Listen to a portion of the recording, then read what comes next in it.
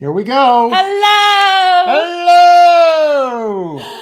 I'll welcome. It is Monday night, Generational Change. I'm Jen. I'm Peter, and Mr. Seinfeld actually was on Kyle Dunnigan's podcast with him imitating Sly Stallone and being interviewed by him. That's so funny. I just watched a clip of him talking about, and it, like, I think he was just on. It was on like Fallon, and he was talking about his teenage son and what that's like. Oh, That's kind of just random, but I just saw that today, and I hadn't seen Seinfeld in forever. oh, that's very interesting. Well, we all can use a little bit of Seinfeld these days. I mean, after all, you kind of have to laugh your way through all of the crap that we're dealing with on a regular basis. I feel like we haven't been live in so long. We haven't. It's been a week. It's been a week. Hi, everybody. Please smash the like button. Share this. Get it out. Hope everyone had a good Thanksgiving. We certainly do. Thanksgiving is a holiday that is celebrated with family and friends. We understand the origins of the holiday are not good at all, but today it is one of the few times of the year that people really come together. So let's try to make the most of what we I really got. like the food. It's a lot of starch. It's a lot of starch, You and I'm definitely- really into it. Like I do stuffing, I do white potato, I do sweet potato. I am starch. Corn souffle is my favorite. Say, okay, yet another Something starch. like I that. like that too. Well, I don't like a lot of starch, but if I have to pick one, corn souffle is definitely the one that I'm going for. That's what I like. I don't know about you. Well, you know, I'm a potato person. Yes. Any kind of potatoes. Like French fries are certainly preferable. Oh, from yeah. that I mean, I perspective. just like potato. I'm a big fan of tuber. So, what did you get on Black Friday or Cyber Monday? Any interesting gifts? Anything? I don't do that. Oh, you don't do that? No. Oh, you don't care about anybody? No. Not anybody worth shopping Okay, for? first of all, I don't do holiday gift things. I just don't. I don't do holiday stuff. What are you showing me? Your phone. What about it? I need you to check your phone for a second. Oh, okay. Here it is. Wonderful. He's doing something where Yes. he's Well, I have to multitask because that's just so me. no, I don't participate in holiday shopping. I don't participate in holiday stuff. I mean, our Festivus is really the extent of anything that I do for the holidays. I really am not. You know, I'm not really Scroogey. I'm really ambivalent. No, I totally understand. Like everybody enjoy your whatever you do. That's fine. Whatever.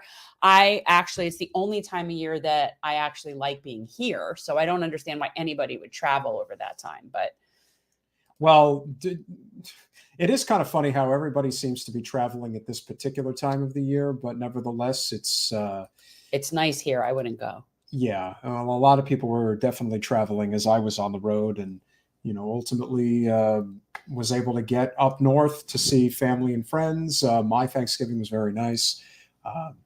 It's really amazing how difficult it is to raise kids. How do you know this? Well, I was only in the element for. I love it when non-parents say things about child rearing. Well, just knowing how difficult it is. I find that just funny. Well, that was. I love it when people who don't have kids are judgmental about other people's parenting. I love that. Well, what was this? What was this sort of like realization that you had about parenting? I'm so curious. The endless energy in that toddler to kind of, I guess.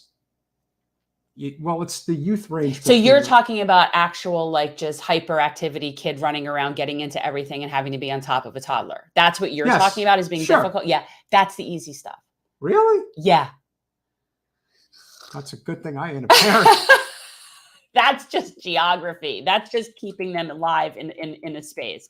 That's not the hard stuff. And then they get older and have opinions and become teenagers and make poor choices. And then it becomes a lot more difficult, I assure you. Well, I think that it's all one big process. I'm just saying that keeping up with a toddler, yeah, it takes a lot of energy, but it's not exactly like psychologically draining. It's like time draining. But it's hard to explain.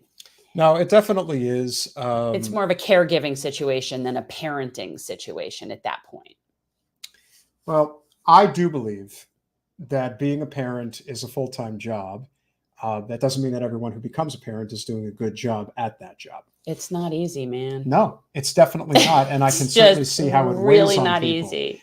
And of course, the whole thing about sleeping, on a normal schedule, yeah, that's over. Well, that's Completely only over. with babies. That's only with babies. I Maybe. mean, I don't, yeah. I mean, sleeping is once you have, yeah, that's not a, although I do make my 22-year-old text me as soon as he gets in. He had to text me when he got to his girlfriend's, and then he drove back to school, and he had to text me when he got home from school. And even though it's all happening in New York, I needed him to text me that he got home. And so like that I need, like, or it would be hard for me to go to sleep. That is true. Yeah, I've had that. So Mario wanted us to let us know about pumpkin pie. I have to say, pumpkin pie, no, but I really do dig the sweet potatoes and marshmallows. That's a dish that Peter doesn't like sweets, and he's very unfun about food. Yeah, of course. As Yeah, far I'm as unfun. about food. No, About food. not Yes, true. you are. Oh my God. You guys, he is the most unfun about food person. He's the most unfun person to go eat with. Like he you know, I don't mean conversation wise. I mean in terms of food that he'll eat. Well, Declan is right about this. Yeah, we do. Well, yeah, I do like fried food, but I didn't even have pumpkin pie. It's not one of my favorite things. I'm much more of a like chocolate. I don't know. Now, I will say this. I was at the Iowa State Fair earlier this year. Now, you want to talk about deep fried everything? Love it. That's where you go. Love it. Deep fried Twinkie, deep fried Oreo. I love a deep fried Oreo. So good. Have you ever had it? I think I may have tasted it. I don't think you have, because if you have, you wouldn't be as like, kind of anti it. But it's one of the best tasting things ever. Here's the thing. No, it's like tempura. Well, when you're as healthy as I am, when you start eating that type of stuff, it literally makes you physically sick. Like, yeah, no. First of all, I like to take care of myself, but I also like my sweets. Sure, it's a weakness. I don't think it's a weakness. It's just I enjoy my life. Well, I don't judge it like it's good or bad. I don't enjoy my life because I'm not eating. No. What I'm saying is that to me, it's not a good or bad. Like you judge it as like it's a negative and a bad thing. Like it's a vice. It's not. It's just me living my life. That's all I'm saying. So it looks like we may be getting stood up. And it happens, guys. It happens. Yeah. I just saw that she confirmed though. When was that email? Like a few days ago, and then I sent the email this afternoon. We were supposed to have on, we're hoping against all hope. Oh, wait. She went into the Google meeting, Peter, because what did you do yet again? You see, this is the thing. No, you do it every time. No, I don't. You do. You stop sending them the Google meeting. That's for my calendar. All you need to send them is the StreamYard link. Where is it? I know I sent. Oh, okay. Did I? That's actually. I could have sworn that I sent it this afternoon. So of course I'm going to get destroyed for doing this, but nevertheless. Who's going to destroy you? You are. Like it matters what I think. Like who cares what I think? It does. To it who? Does, it does. Nobody I'm cares just saying. What I think. I'm not. All right. So let me. Well, don't worry. I mean, we wear multiple hats here. So like we don't have a lot of help with programming, so it's basically just us. Well, I'm going to hope against hope that she's going to see this right now and that she will be joining us in a minute because this is a very important conversation that we have to have regarding medical debt, which is something that should not exist. But it does. And of course, it only exists here in America. Why? Because we have a for-profit healthcare system. And anyone, and I mean anyone, who is arguing about this idea that we need a for-profit healthcare system is a total dunce, completely. And yet, in this Democratic Party email chain, they're still talking about access to affordable healthcare and reinvigorating the Affordable Care Act. At least, and we'll talk about this with Sean Fitzgerald, aka the actual justice warrior. At least on the conservative side, they at least have an argument that they stick with constantly, and that is they don't want the government involved in healthcare. Okay. It's incorrect. It's government funded, not government run, which is what communist and socialist countries have. We want a free market system that has. I really wish you would stop referring to communist and socialist countries like they're like it's some sort of negative thing. Why is saying that necessarily? But if anybody can speak to the absolute lunacy of the for-profit healthcare system, it is our guest who was a councilwoman in Toledo, Ohio, one of the forgotten cities of America. And she is now the state rep-elect It's very cold there. Well, it is. It's Ohio. But Toledo is very, very cold. I'm just saying. If you're close to Lake Erie, you're going to get lots of chill factor. She is the State House Representative-elect of Ohio, House District 43. We were hoping the two Sams, Sam Cal and Sam Lawrence from Southwest Ohio, were joining her. We digress, but she is certainly a fantastic representative who is going to tell us why medical debt can be canceled. Imagine that. Guys, imagine this. It's fascinating. Michele Grim, welcome to Generational Change. Thank you for having me. And I do have to say, in Toledo, we don't get the lake effect snow. Okay. Like Cleveland does. So Cleveland gets the lake effect. So I'm from like an hour south of Cleveland originally. And so we don't get the lake effect snow. It's cold. But yeah, we don't get the the snow dump that Cleveland does. Okay. I wasn't hating on Toledo or anything like that. That's kind of nice about being near Lake Erie is we don't get the lake effect snow that Cleveland does. So anyways. That's interesting. That's really interesting. So talk about what you were able to accomplish. And I mean, obviously this is something we would like to see replicated in a lot of places. And so yeah, talk a little bit about what you were just able to accomplish. Yeah. So Toledo City Council just a few weeks ago just passed $800,000 to in partnership with the Lucas County Commissioners, and who also committed $800,000 to purchase up to $240 million worth of medical debt for $1.6 million. And how we were able to do that is partner with a great nonprofit charity called RAP Medical Debt. And what they're able to do is they're able to purchase debt pennies on the dollar, work with hospital systems, physician groups, purchase that debt, and then just cancel that debt. And so what will happen is that one day someone will get a letter in the mail saying their debt's been canceled. How many people do you think that this is going to impact? That's a lot. It is a lot. So these are all estimates. So we're estimating about 41,000 people. Wow. That's amazing. It'll probably be more, but yeah, 41,000 people. That's more powerful than Joe Biden. He couldn't even fix the student debt he couldn't even do a $10,000 means test for us. And when you think about it, she's more powerful than Joe. Well, all politics are local, as you know. Yes. And it's not just 41,000. Yeah, and it's not just 41,000 people. It could be as many as 150,000 families that are really having this impact. So it's pretty significant. And I'm just wondering, obviously we're huge advocates for universal health care.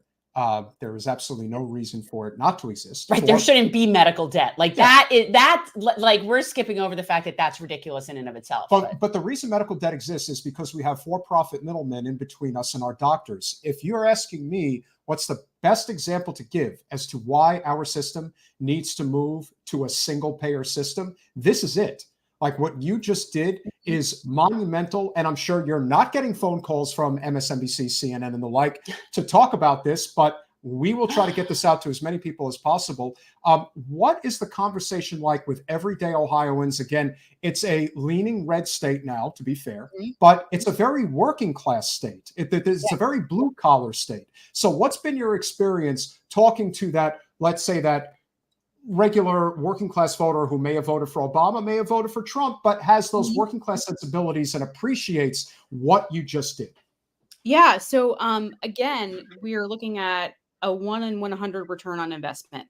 So I think a lot of people see that as, making good economic sense. I can't think of anything that we do anywhere, local, state, federal, that has a 1 to 100 return on investment. So that's one thing. Another thing is everyone knows someone who has had medical debt in the, either in the past or currently. So Kaiser Health News had these series of articles around medical debt and how it affects Americans. And they estimate about 41% of Americans have medical debt currently. So I think, medical debt affects everybody.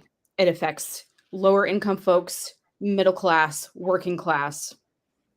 And what's great about this program is that we're able to broaden the scope because it's who qualifies is up to 400% of the poverty level, or if families have medical debt greater than 5% of their income. So it's not just very low income; it's also working class and middle income folks as well. So there's really a broad range of people that it helps.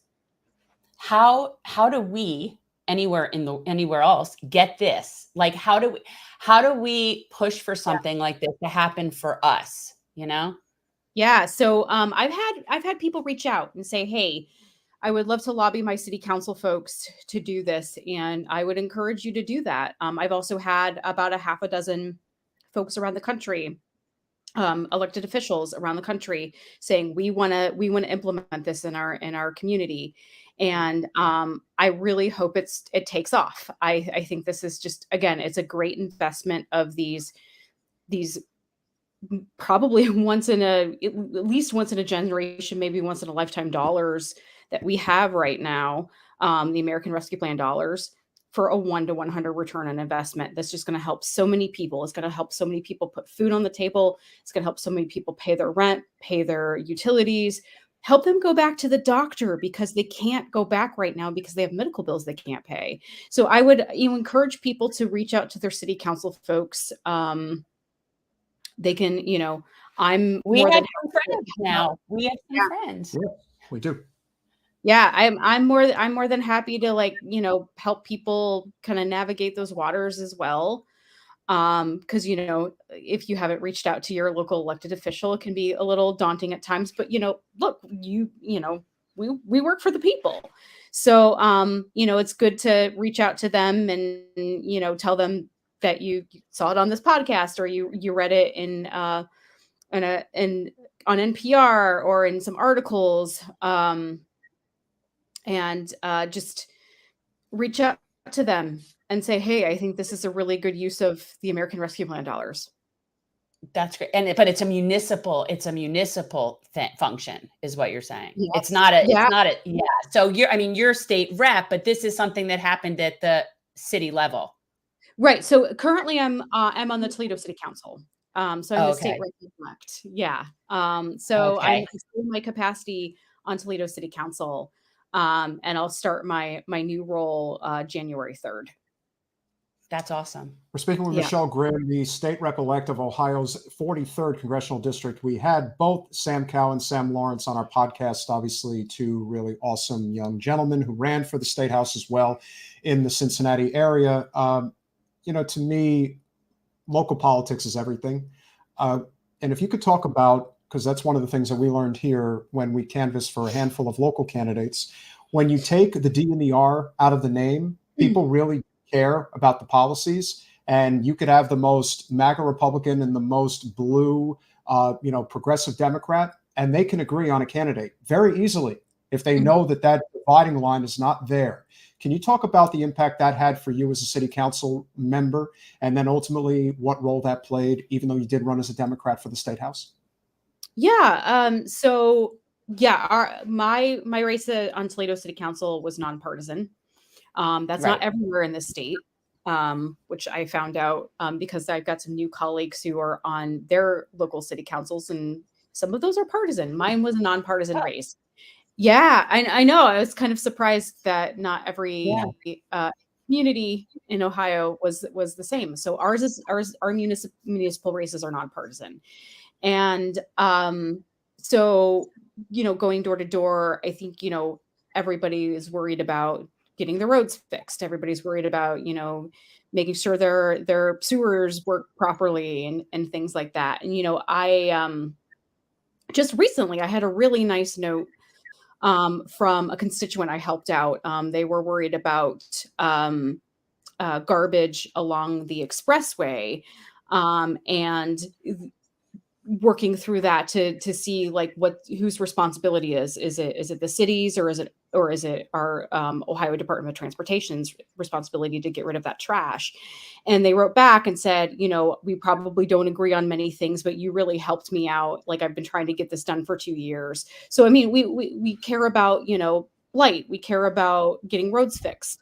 So yeah, I think that's something really important. And even though I ran as a Democrat, as a state representative, this person actually lives in my new district. So it's just like, please feel free to reach out anytime you like, because again, we care about those things. And so that was a really nice note, and kind of reminds you why you're in this, to help people, people take care of the everyday things that they need to take care of, and to make sure that their neighborhoods are clean. So, yeah. What was your background, if you don't mind us asking? Yeah. Because I think it's always important that people really understand one of the worst parts of politics, and both sides are habitually guilty of this. The wrong people tend to always end up in politics, whether they're, a high-powered attorney, they could be a banker, whatever it is. It tends to be a profession that isn't on the ground really connecting with people the way that you really need to. Because those people can't afford to not work in order to run for Congress. Well, that's true too. Anyway.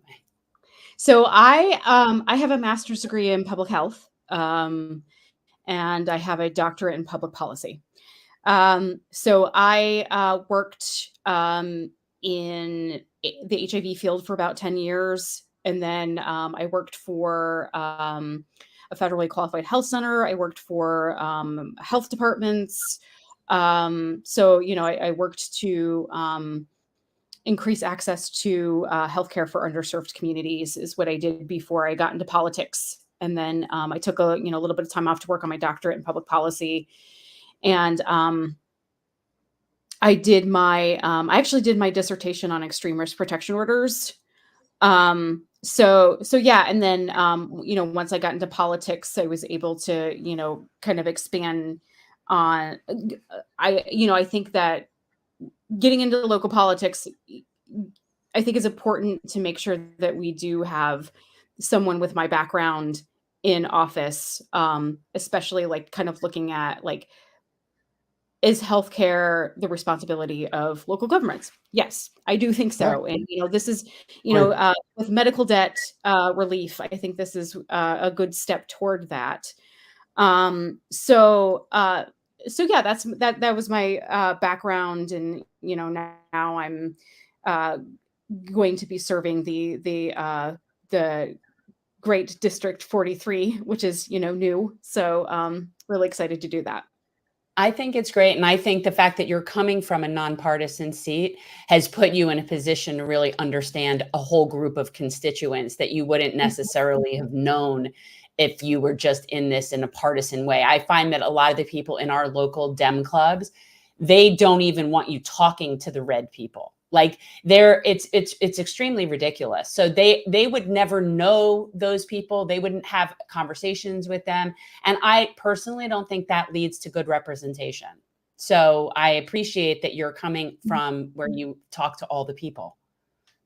Yeah, no. And again, like I said, it's like we agree on, getting our roads fixed and, making sure that we take care of blight in our city, and curbing gun violence and things like that. So, I mean, there's a lot of things that we all have in common. And, again, it's nice to hear, from constituents who, may not agree with you on everything, that like you were able to help them out. And, again, that's why I'm here. That's why I'm, in elected office, is to help folks out. So you are a exceptional human being. Thank you so much for coming on and talking about this. Well, yeah. Sometimes people don't realize, and again, this is part of the problem with, with the higher end side of politics, when it comes to the U.S. Senate, presidency, things like that. You got to learn to crawl before you can walk. And very often, a lot of people, especially in our generation, are really getting into this. And, as you like to say about me, a bit bright eyes, small stomach. Is that big eyes, small stomach? Yeah. Like there's this, we can't get to that next level in terms of being able to really lay the foundation that we need, whether it is for universal health care, living wage, or a clean energy grid.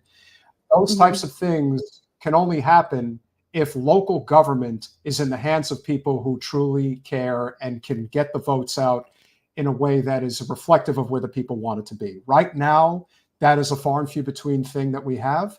But somebody like you who has done what you've done can really set the precedent for a lot of other places in this country. We are certainly hopeful that this is the type of message that gets out. We constantly hear people talk all the time about how a universal healthcare system is not possible. As I often say, we are removing the for-profit middlemen in between us and our doctors. They have no reason to exist. And if they didn't, medical debt wouldn't exist, among other things. And that is the selling point. Last thought before you go. What are you hoping to accomplish as a freshman representative in the state house? Is there anything that you have as a goal? Healthcare. Well, sure. But any particular goals that you may have? Yeah, I mean, I would love to bring this down to the state house. We actually have a lot of American Rescue Plan dollar. I would love to see this on a statewide level. Also, I would like to find a way to expand funding for student-run free clinics. Those have been really important in our area. And we had one that was open. I think it was the only one open during COVID. So, and they administered so many COVID shots, and they've been really important. And of course, violence against women issues. That's the space I come from. I was a rape crisis counselor for 10 years.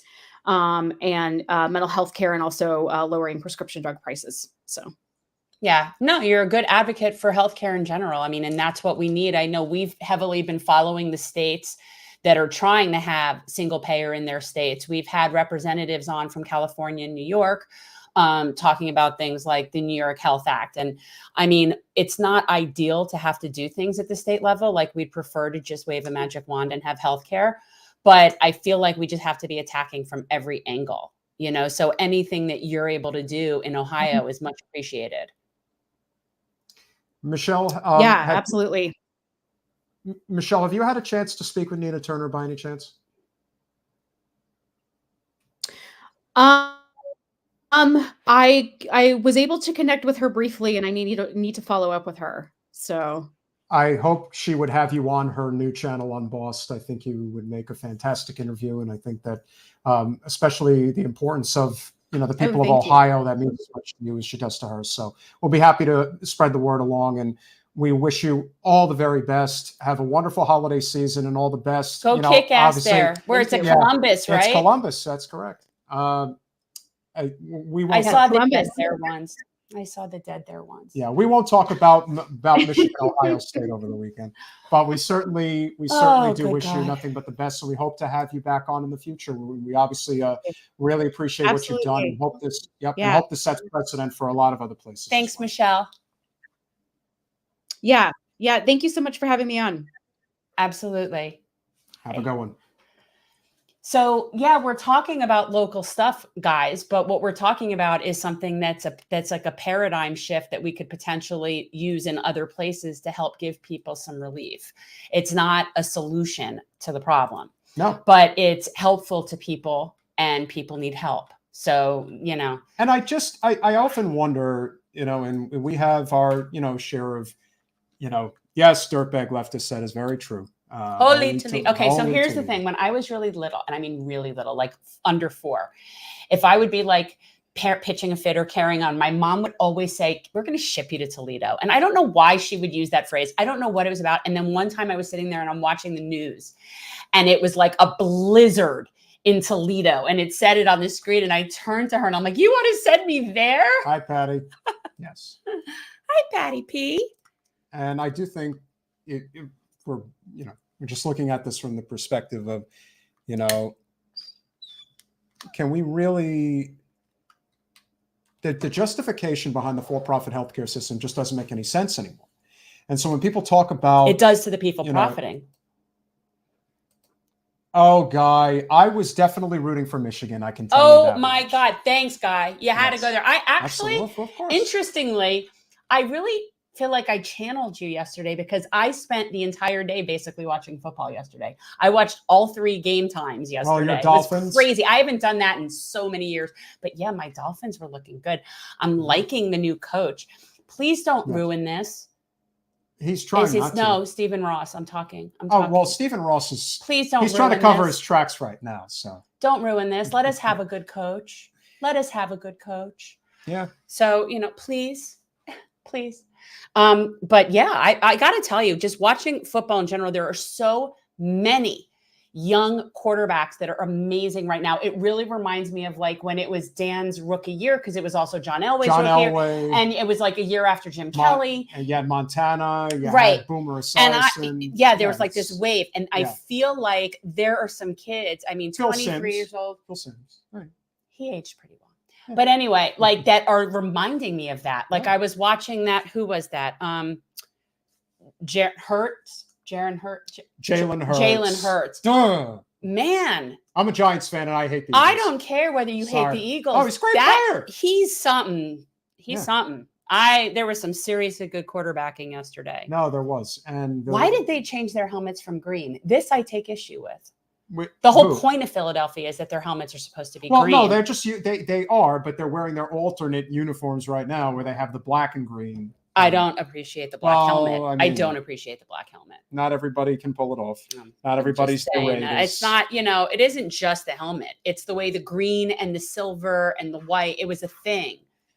Well, I bleed New York Giant blue. I don't see why that makes. I rooted for your team. They didn't look so good. They lost to Dallas. That's not my. They were injured and they played the best they could. They were competing for a while, but I'll tell you, Saquon's drop right at midfield when the game was a 1-point game. That was a very, very bad play, and we really lost a lot. I just know it didn't look good for you, but I will say this, and I did shout out to that Aaron Rodgers because he's adorable, and it's like it's got to be hard. It's got to be hard because he has definitely been in this a long time, and he's got 14 years on the kid he's playing against, right? And he's got a team that doesn't have any real. Like he's got some issues that he's working with. I feel a little bad for Aaron Rodgers, but I still am impressed by him. Well, speaking of New York, we are very pleased to welcome back a very funny. Yeah, he's a funny guy. What can I say? He's a funny guy. Sean Fitzgerald, as you know him as the actual Justice Warrior. And this should be a very entertaining conversation because New York politics has definitely been thrown in a tizzy in the past few days. Was he in the city? I think. Maybe we'll find out. Something close. But you're talking about city politics. No, I'm talking about the whole state. Okay. Oh yeah. Well, that place has its issues. It's interesting. Yeah, I agree. And Metalopoly was saying something about like why can't the blue states and the blue places get their shit together? I don't know. I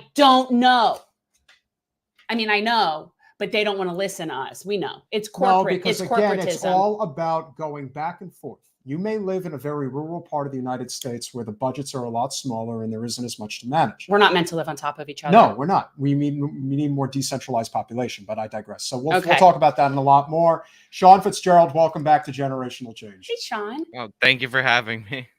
Absolutely. How's it going? It's going well. Can you guys hear me clearly? Because I just ran into the building in order to get up here. No, it's all good. So you're in New York. Are you in the city? Yes, I'm in the city, but not Manhattan. I'm in the outer borough. Nice for you. So there's all sorts of good nonsense going on there. I know he's always interested in New York politics. I think you kind of love to hate it.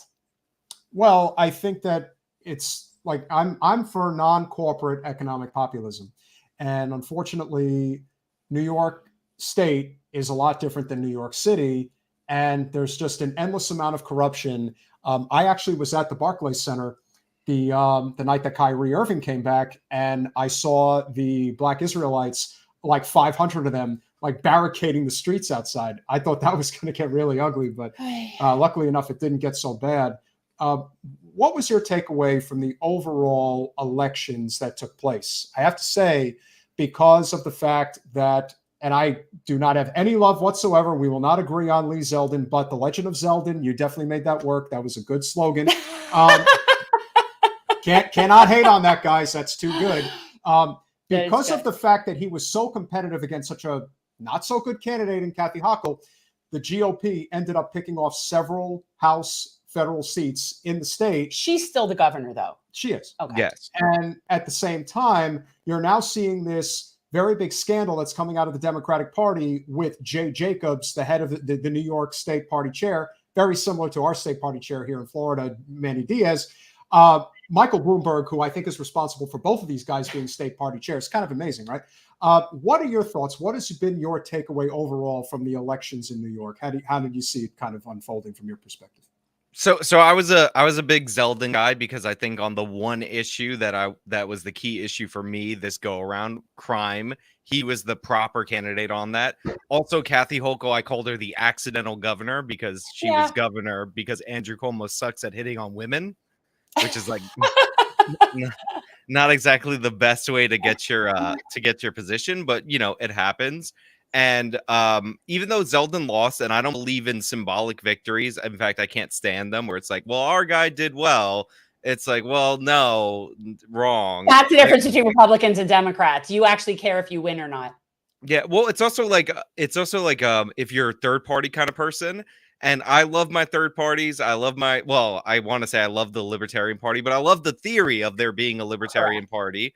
Yeah. The Libertarian Party in practice is a disaster, but like there's a great meme on gun control where it's like, oh, well, the Republican got 48%, the Libertarian got 2%, and then the Democrat won and they passed the gun control that you didn't want. So like, you know, there are problems with that. But overall, I think Lee Zeldin, the legend of Zeldin, did carry a bunch of swing counties and changed the map not only on the congressional level, but on the state level. There's a bunch of seats in the state legislature that flipped that people didn't even think were in danger. Like the heads of the Democratic Party in Brooklyn, like one of the state positions, ended up getting unseated in a state level election, and nobody saw that coming. There was a woman that I met when I went to go vote, this woman called Sharon Lau, and she was handing out hand sanitizer to people who said that they voted for her.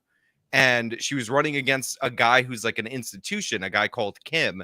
It's a Korean and Chinese neighborhood. So a lot of this was likely Chinese voters voting against the Korean person and Korean voters voting for this person, especially when only 20,000 votes were cast in this little election. Well, she came within 40. She lost the election 49.5 to 50 something. So there was huge swings in Asians. There was huge swings in Jewish districts. There's like a county-wide map or a neighborhood-wide map of New York City. And I think Zeldin's unique in that he is Jewish, so he was able to get the endorsements for those groups. But I've never seen a thing where you get an endorsement and they vote 90% like with the candidate that the group is supposed to represent. Like typically you see people do endorsements and you're like, how much is that worth? Well, apparently the Orthodox and Hasidic leadership, that's worth a lot because they endorsed Schumer and they endorsed Zeldin. They basically did Democrats except for Zeldin, and all of those candidates got significant amounts of votes in terms of the election. Now, you know, Zeldin lost, but there are gains. You broke up the supermajority at the state level, and hopefully you see some kind of pushback on some issues that I care about. We're speaking with Sean Fitzgerald. Did Gustavo keep his seat? Yes, Gustavo Rivera, who we do like a lot. The main impetus for us is non-corporatism. It's a huge problem in all politics, but especially New York City, where it's absolutely out of control. Cost of living is absolutely out of control. Crime is definitely a factor. What do you see it as being the main? What is the impetus from your perspective as to why that is the case? Because the numbers bear it out. Is that, I mean, you're seeing increased crime numbers in New York, and are we talking about violent crime, or are we talking about crimes of poverty? So there are violent crimes that are up. So for instance, murder in New York City was up 47% year over year post 2020. And a lot of that can be attributed to not just bail reform, in my opinion. I know people dispute this, but other pieces of legislation that were passed post George Floyd. There's about 7 different reforms that really hamper the ability for the NYPD. And by the way, it's not just New York City, it's a statewide issue to deal with crime. So originally, under the original bail reform, which they have made changes to this, they just listed off a bunch of crimes where you would be guaranteed a release without any bail. But the thing is like bail is a bit of a misnomer because people are uncomfortable about money being put up as the thing that determines whether or not you're free or not. It also got rid of the judge's ability to determine whether or not somebody was dangerous or not. So even if somebody you were going to hold without any bail period because you thought they were an ongoing threat to society, a lot of those people were released over and over again. And like I do want to go to one local corruption story that I think you guys will like related to Please. this that's off of that. But there, and I don't think it will help New York City, but one of the minor issues in the gubernatorial campaign had to do with casino permits. And one of the solutions to like the stagnating New York City is to put a casino in the middle of Times Square, because I don't know if you guys know this, Times Square is not very much a place where tourists and people go in order to see the area. And there's like a huge scandal with the fact that they're only giving out 3 of these permits. And one of the people who seems like they're going to get one, or 2 of them are very questionable. One of them obviously connected to Kathy Hochul. Like we all understand that game. The second one is Steve Cohen. And apparently he wants to get that across from Citi Field. Now, I'm a huge Met fan. I love the fact that the Mets have the richest owner in baseball. For my own personal joy, I can't get over how elated I am about that. But at the same time, I do not want to like have a system where you're going to have casinos. There's only going to be 3 of them, and it's obviously going to be pay to play. And obviously one of the richest guys in the city gets the advantage over everybody else. Not to mention, I don't necessarily think that casinos create the economic development that these people that they promise. They don't. No. I've No. been to Atlantic City quite a few times. I'm from Central Jersey. I can assure you it does absolutely nothing to help the area. In fact, a lot of the people that work there are not from there. That's true too. When you go into, and I've been in casinos in all different cities, you will notice it's almost like they pride themselves on having people from all over. So you'll even see like the name tag and where they're from. It's like, it's not like it helps the local population. It's not like it's going to make housing affordable for more affordable for people in New York. One of the reasons why Foxwoods and Mohegan Sun are successful up in Connecticut is I'll because never they're go there now. all they're in the middle of nowhere, and their attraction is not. They don't lead with gambling. They lead with entertainment, and that is why they're able to keep it clean and relatively safe. Whereas if you go to Atlantic City, if you go to Yonkers and certain places, I've been to Detroit a couple of times. They put that MGM Grand right downtown. Let me tell you, I very rarely even like to go above anything above, like, let's say Union Square in New York. So the fact that this is going to be going on up in the, I'm never going there now. I won't cross that. New York's already got area. enough problems as it is. You want to add in a casino situation? That's not going to help. That's just. I think casinos can work in very limited circumstances. Like obviously Vegas is a casino town. Now there's entertainment, there's food, there's all of that. But if you want to draw people to the desert, part of the appeal is, hey, you can gamble in Vegas. But even though I'm not a zero-sum economics guy, the thing is, the whole appeal of Vegas is like it's a trip, it's an experience and all that. Yeah. And Atlantic City, to a similar extent, is the East Coast version that's definitely significantly worse than I was Vegas. going to say it's pretty pathetic, but yeah. It's like the California Disney versus Orlando Disney. One is seriously better, and we all know that. But the thing is like if you just open up casinos everywhere, you're just going to get rid of the traveling portion of it and might end up creating a bunch of like, degenerate gamblers. And I'm fine with people gambling in theory, but the problem is like I've been to casinos. It's not fun. Like and no offense to the people who are at casinos, but when you look at them, you don't want to gamble, in my opinion. I don't. Yeah. Well, there's two kinds of people in casinos. It's really interesting. Like there's the people that are just tourists that are just there for fun. Like for me, when I go, totally like a good craps table, like I get into it. I'm spending this amount of money on playing games and that's it. Right. But I will say that I've seen it where it's like 3:00 in the morning and you see these guys like standing in the cash advance line and they're probably like giving up their kids' college education to do this. Yeah. And there is this sort of like underbelly kind of current there that is, I think, local and I do. Like, I don't think it's ideal. And I know even here, because we have the Seminoles have casinos, and you do have the people that they'll just go sit at the slots like all day long. And the house always wins. I mean, that's an expression Well, for a reason. So obvious, right? Well, but that's yeah, why I only play poker. I won't play any house games. true. But then again, you know, all these places that I'm talking about, New York and Connecticut, they all have the lottery, which the odds of the lottery are way worse. And like, that's a whole other issue about how it's going to go to education, which, by the way, the casinos, they say it's going to go to education. And I don't know if you guys know this, but the biggest lie in local politics is this new scheme is going to go pay for education, because what ends up happening is they take that money, they legally earmark it for education, then they extract that exact same amount of money out of the education budget from general taxes and spend it on whatever they want. So it never actually increases the net spending on education. Exactly. Oh, we found that. I mean, we've learned that in Florida forever ago. I mean, they told us that when we first started the lotto down here, that was going to really be a boost to education. It did not. Hey, look, the tolls in New Jersey were supposed to just pay for the roads, and then once they were paid for, they would go away. And then they realized, oh, no, wait a minute, that's a cash cow. And for any of you who have to pay tolls going into New York City, just know that's the New Jersey Port Authority side that charges you an arm and a leg to get into New York. So it's a crime, but it's New Jersey. So the one thing New York can make fun of us Jerseyites for is that as corrupt as New York is, New Jersey's got them beat, probably by a healthy margin. But Sure. One major issue that we are huge supporters of, as I'm sure you know, is universal health care. And obviously, the New York Health Act is the one policy in the progressive wing of the Democratic Party that has made some waves. It's obviously not getting anywhere because the pharma and the private insurance lobby is so big. From a libertarian perspective, how do you see the New York Health Act, and how do you see universal health care overall? Because our goal is to eliminate the for-profit middlemen in between us and our doctors. We do not want government-run healthcare. We just want government single-payer funded healthcare. Correct. Get the corruption out of the equation. So you would be in favor more of a Canadian style versus a UK style, because UK, the government owns the hospitals.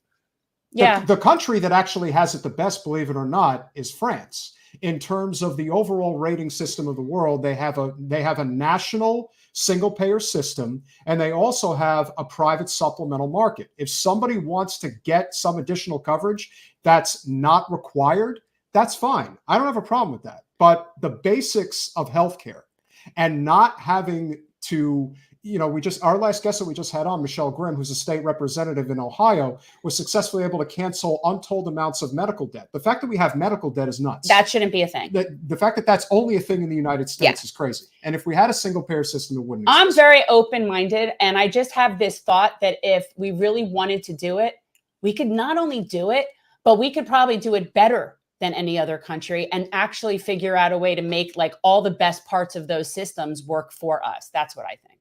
Right. Well, I'm not sure about the New York State Health Act, but usually these state level programs, even if they get voted in, end up never materializing because they end up too costly, at least for a state government to set up. Now, we'll likely disagree on the costs at the federal level, but like, I don't have an issue with people advocating for universal health care as long as they advocate for it in an honest way. Because one of the things that people don't realize is that the American expectation of what you get out of a healthcare system is significantly higher than what you would get out of a European style system, which is a lean healthcare system that's supposed to cover your basic needs. And you pointed to one of those rating systems. I'm not exactly sure which one you're referring to, but what I often find when I look into those rating systems is that there's a lot of biased metrics in order to produce the outcome that America is the lowest ranked out of all the systems. I'm not saying that we don't have problems or anything like that, but a perfect example of this would be when they factor in infant mortality, but they don't adjust infant mortality as it pertains to the different countries. So like in America, we have a pro-life movement. I'm sure you guys have heard about it. And because of that pro-life movement, the way we count infant mortality is if it's alive for a second and it dies, then that is infant mortality. Like that counts in our statistics. And you're saying other countries don't count that as a live birth. Yeah, so in France, as an example that you brought up, they actually have a threshold of an amount of weeks that it's alive. I don't that it's been like through the process. So if we have like a birth that starts at 14 weeks and then the baby dies because 14 weeks, like Jesus Christ, then we count that in infant mortality. I believe France has a 20-week standard where if it's anything below that, it doesn't necessarily count. Some European countries have a standard where they only count a birth if it's alive for 48 hours. Otherwise, they count it as some other different way. And you really can't compare those apples to apples when they're not apples to apples statistics. And according to the CDC, if we counted our, infant mortality in the same way that the average European country would have, we would actually be quite comparable to like Sweden or one of those Scandinavian countries. So like I do have issues with individual metrics and like what they're actually measuring in terms of a comparison. But overall, as long as you're advocating for what the European model or like an Australian model is, which very few people do, which is a lean, hopefully efficient healthcare system that covers your basic needs. But you have to pull back your expectations of what you think you're going to get from a healthcare system, then I'm fine with people advocating for it, even if I might disagree. Yeah, I mean, I understand completely what that is. I actually had a friend from high school that I know, and two of her kids were born in Spain when she was living there, and one of her kids was born here. And like the maternity and all that in Spain was, you didn't have private rooms, and it was definitely more. But yet, and here's what's interesting, and this is somebody with means and was able to have a private room here and all of that stuff with the baby born here. She preferred it there because overall, she just said the experience was just so much better as an experience. So even though, yes, it was more, I guess, what we would consider to be bare bones, I guess those bones were more quality. Like, I don't know, like she just said it was the way that she was treated, because when everything isn't about charging you for things, because now when you're in a hospital, you have like your scan code. And every time that they charge you, they scan you, they scan the thing, like all of the administrative stuff, all of that crap really does not add to a pleasant experience in especially when you're having a baby. Like it's just crap. So I actually like the idea of having that. And yeah, if people want to have private, have private. I don't mind there being private as an option. Like you can go have your own personal thing. I mean, there are things that people might want to get that would not be considered, as you're saying, Sean, and I agree 1,000%. Being able to go to the doctor 2 or 3 times a year to make sure that you're healthy and get a basic checkup and not have to, and the fact that we have a for-profit hospital system that shouldn't exist, those are the types of things that I think universally, and this is where we constantly talk on our program about how progressives and libertarians actually cross over in a lot of places, believe it or not. It's way more financially efficient and economically efficient to have single-payer healthcare. The whole libertarian mantra is to be the most fiscally responsible that you can possibly be. And having a universal system without the excess fat is one of the main ways that I believe that this crossover can happen. But as you know, in our country, because of our completely engulfed in corporate power system that we have, it isn't just one layer. It's like you can have healthcare, but you still have billions and billions in subsidies to the fast food industry, which is going to continue to cause these health problems and these health costs that will stay where they are and make it very difficult for it to be a reasonably priced single payer system. So if you're going to knock down one domino, I think you got to knock down quite a few. How do you see it? Right. I mean, I think there's upsides and downsides, and people should acknowledge the trade-offs. Like, so before, I just want people to do that before they get into this debate, because a lot of people have a very pie in the sky view of what the Europeans actually have. But I will say there are certain reforms, because one of the biggest problems, in my opinion, about the healthcare market is that it functions almost like no other market in the country. Now, I understand that there's a lot of people who are under the belief that demand is inelastic. So because people are always demanding healthcare, they think that market forces don't work in terms of the healthcare market. But if you look at optical care, which again is not as essential as other forms of healthcare, prices have consistently gone down. Like you can go into, and I don't recommend BJ specifically, or a Costco or a CVS, and get your eyes examined. Now, I can't vouch for the quality of all those places, because I went into a BJ's and got my eyes examined, and they told me I was legally blind. and then I had to get the exam all over again. So that was a waste of $80. But still, $80 to get a prescription for eyes when it actually works is not that bad of a deal. And so in terms of like optometry, we've seen, or ophthalmology, whatever it's called, we've seen prices come down and market forces work. And one of the things that I think we should not be so hesitant against is certain market reforms, even if they sound counterintuitive. So one of the things that I learned is that Medicare can't negotiate prescription drugs, right? And I think that they should be able to. And I look at Joe Biden's proposal, and I think that his proposal is ridiculous because it's like you can negotiate 10 drugs maybe in 2026 and then 10 more in like 2030. And that's supposed to be a solution. And they put out, by the way, that you're going to save this much money on prescription drugs when none of those are going to materialize. And we have no idea what, future legislatures are going to do when that negotiation period comes up. However, we have a Medicaid system that I'm sorry, I see your lips moving, but I can't hear you. No, I'm sorry. Go. It was a sidebar. It was a quip. Oh, so Medicaid actually mandates that they get the cheapest drug prices on the market. And I initially was like, oh, well, that makes sense. Medicaid is for people with no money, and we don't want people to, basically extort money out of the Medicaid system. But the problem is the way that plays out is that because they know that Medicaid is going to have to get the cheapest drugs, they end up raising the drug prices to such a high degree that once they get through with the insurance negotiations, they still feel like they can make money off of Medicaid. So a lot of people will point out that prescription drug companies have like this level of profits during the course of the year, but they don't acknowledge that by the time you get to the end of the year, these prescription drug companies have to throw out a crap ton of rebates to Medicaid that significantly cut into that. So I think negotiating your prescription drug prices is fine, but a blanket mandate that you get the cheapest one actually has unintended consequences that make us all pay more for prescription drugs. Also, we need to be able to import insulin from, scary countries like Canada or the UK or any of these supposed third world hellholes that supposedly don't make insulin right. Like there's a bunch of different things that we institute that make our market not a market, and it's disastrous. Well, if you're talking about the senator from Vermont, I used to say when I would take the old ladies and they would drive across the border into Canada, and we would get 10% of the price for those prescription drugs. And it's true.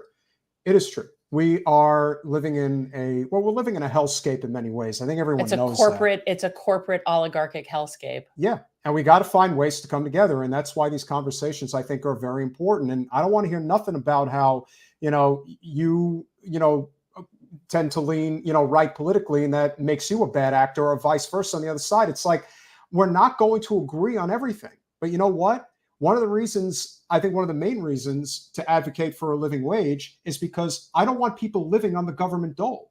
That to me is one of the reasons why, as a small business owner, so many of these things are interconnected.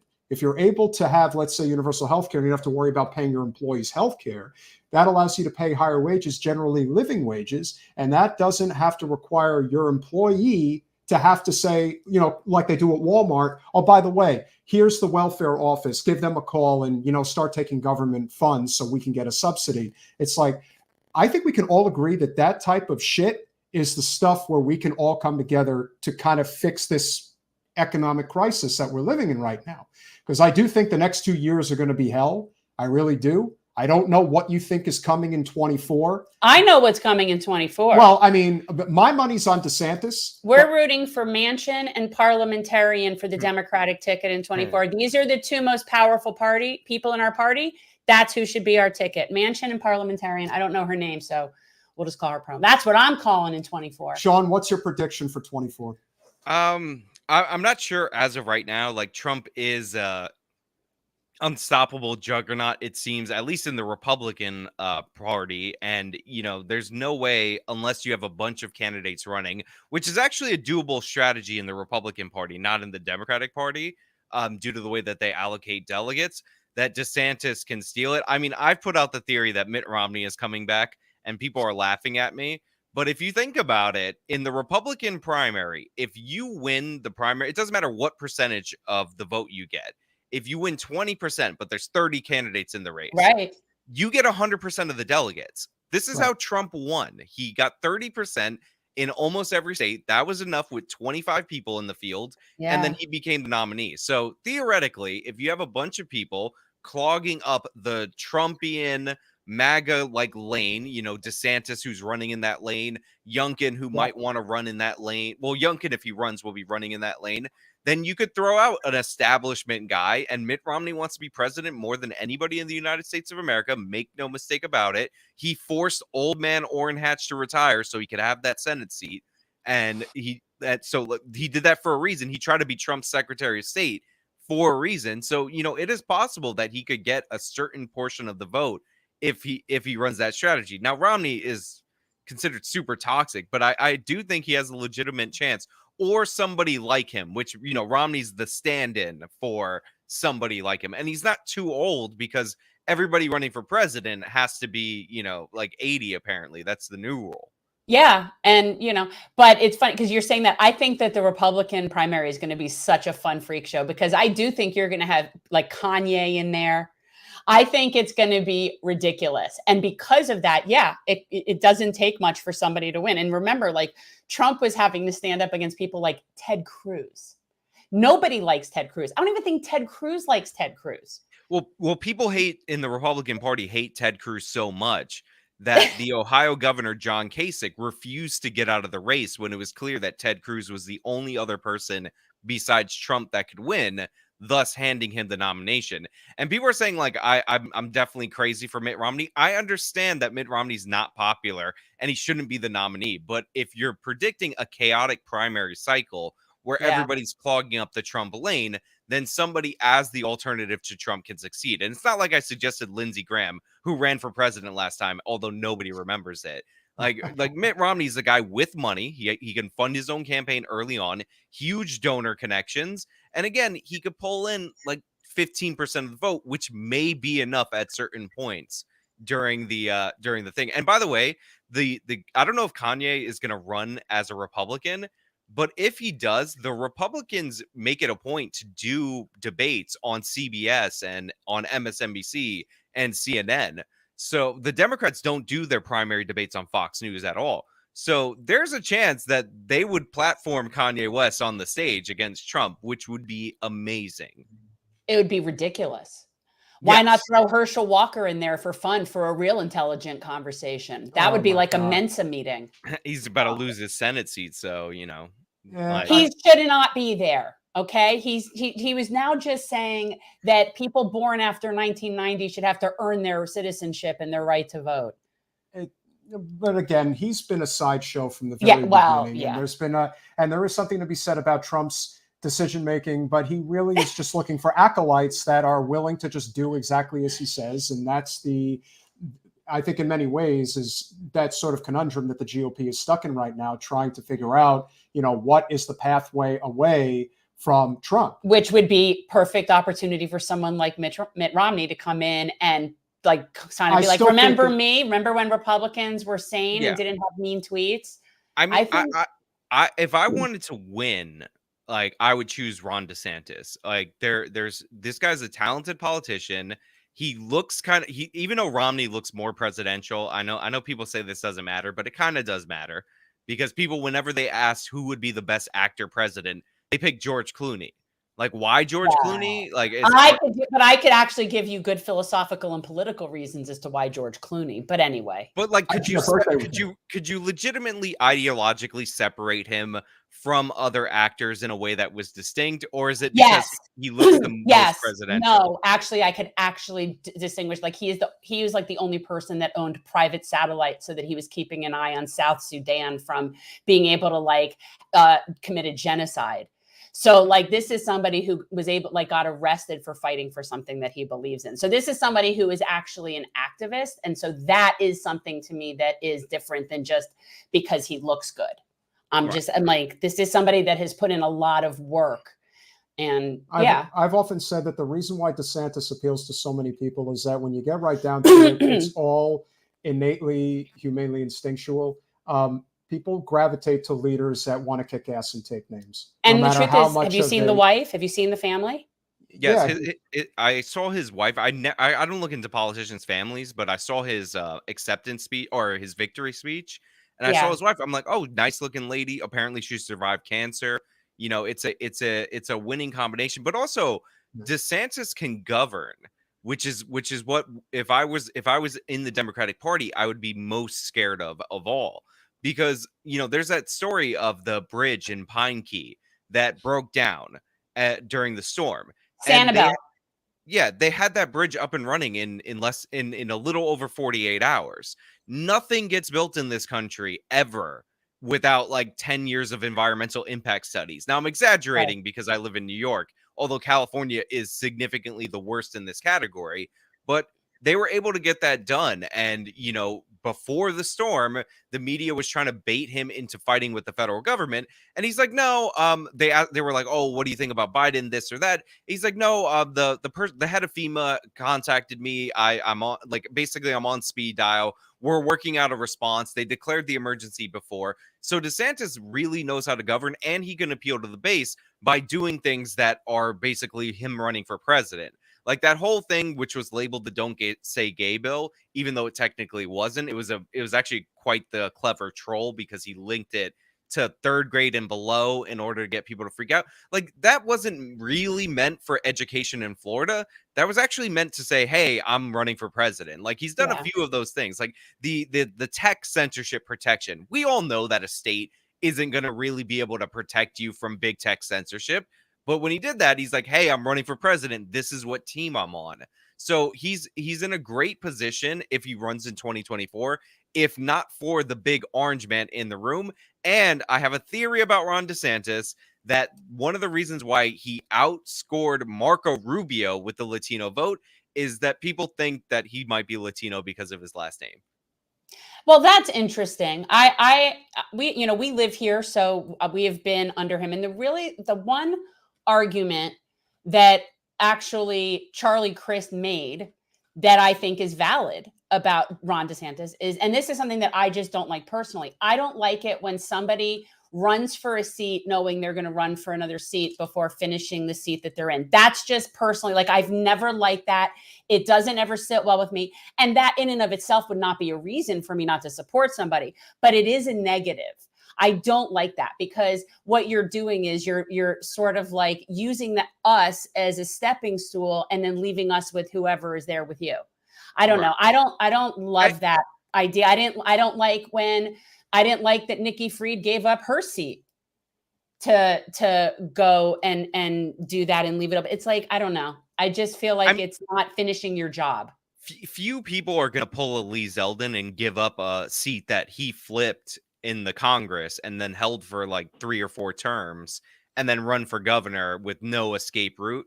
But like, this happens all the time in American politics. Like, I understand this because I used to be a big fan of Jesse the Body Ventura. Still, like, we are big fans. Yeah, love the conspiracy stuff. But he's like, you should resign from your office when you run for a new office. And I understand that from like a gut level. But in reality, nobody does that. I mean, Obama was a senator, a first-term senator. He ran for president. I didn't love that either. Yeah, but Hillary Clinton actually used New York as a stepping stone to run for president. Like, the Clintons are Arkansas based, and she just ran for Senate in New York because she knew she could win in New York, and then use that as a launching pad to run her presidential campaign, which was always the plan 100% of the time. I gotta tell you, Sean, I really do not want to hear anything about Hillary these days. I mean, did you see that I showed you this afternoon? Hillary just cannot give it up. She's still putting out things saying my emails and trying to make money off of that. It's she abuses me to no end, and God help us all. Your impersonations are on point. I saw the chat react to your Bernie, and now your Bill. He does like a Bernie too. Yeah. Well, look, I got to come on here and just let people know that Hillary's thinking about running in 24, and I don't know how much longer I'm going to last, Jen. I'm kind of dying. Why don't you go back to Epstein's Island, Bill? I have never been there. I do not even know who that guy is. Yeah. And no, I had nothing to do with him not surviving in that New York prison. Oh, yeah, he got Arkansas-ed, no, Bill. He definitely, Sean, I definitely was not there when he met his demise. That's all I can say. Yeah. And no, I did not pay off any jail cell Yeah, guard or whatever. whatever. He just unfortunately decided he couldn't handle it anymore and decided he was going to tie his neck around a noose and have two guys hold him up. They were just doing him a favor. He Yeah, didn't yeah, yeah. actually ask for that to happen. So just Well- want to come on here and state my case. Well, Mr. Clinton, Mr. President, I would just like to say that everything bad about I ever said about you is untrue. Please don't hurt me or my family. Don't arc inside. All right, I promise. Don't arc inside, Sean. I promise I won't hurt you. But if you look over your left shoulder, if you keep talking the way you talk, you might be looking like that guy in no time flat. So just giving you a little advice. I usually don't do that for most people, but I'll do it for you because you seem like a decent guy. And just remember, you're not that far from Chappaqua. I can come and find you anytime I want. So nice to see you. I will say for DeSantis, like the thing that they're knocking him with right now is that is that a lot of the Republican establishment people are trying to get behind him. So they're saying that he's very Republican establishment and he's more palatable to the Republican establishment for sure than Trump. They're just trying to oust him. But the thing is the reason that they're rallying around Ron DeSantis is because he's perceived as a winner. Like these people rallied around Jeb Bush in the last go around, and then they went to Marco Rubio. Like they went from candidate to candidate to candidate to be anti-Trump. But after Trump got elected, 99% of the never Trumpers, 98% of them got on board because what people want in American politics more than anything is a winner. Like winning an election will be the ideological shift rather than anything else. Like Bill Clinton, like the Democrats ran more left-wing candidates than Bill Clinton, and they lost to Reagan and Bush won. Bill Clinton won due to a third party in his first term, but then he won a majority of the vote. And Bill Clinton became the standard bearer, so much so that in 2016, they nominated Hillary Clinton as the candidate. But more importantly, they cleared the field essentially for her to run as the candidate in 2016. Oh, yeah. So, like that's what people want. And so DeSantis is looking like a winner. And a big knock for him is that Ann Coulter's on his side. And Ann Coulter, say whatever you want about her, has a really good finger on the pulse of the Republican Party.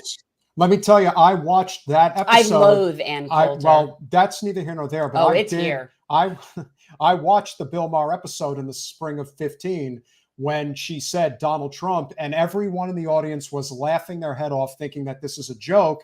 And I'm thinking, I don't know about that. Ann Coulter. So you're saying she's talking Ron DeSantis? I mean, we've been saying that for a long time. But we're here. Ann Coulter is fiercely. Very, I wouldn't, again, you could call it whatever you want, but when it comes to immigration, she is very hard right, and she perceives DeSantis to essentially be the same way. Wait till she finds out he really isn't. That's she said that she voted for Trump for a wall, and then he didn't build the wall, and that's why he's going to lose in 2020.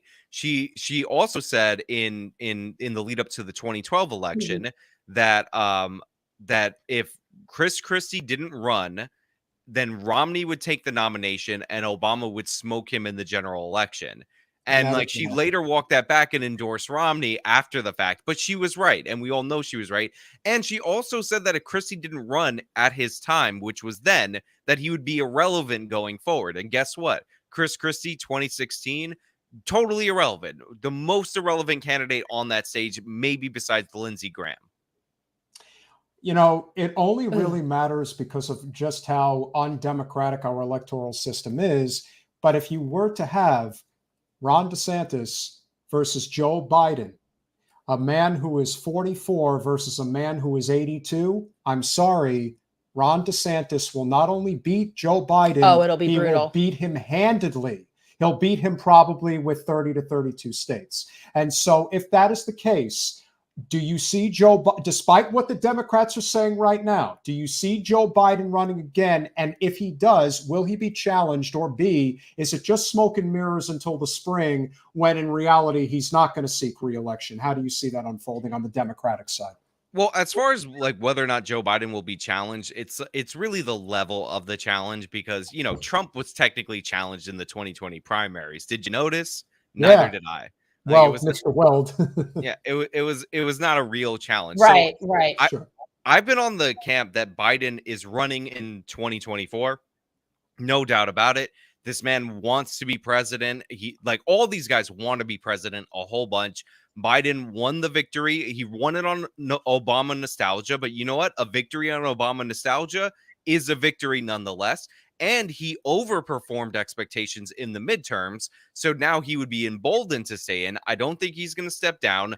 The Democratic bench is actually weak. The problem with the Republicans is they got a guy clogging up their slot from their perspective. And their bench is actually coming out to be strong for this go around. And that probably won't be true in 2028. But right now, the Democratic bench looks incredibly weak. So he's definitely going to run.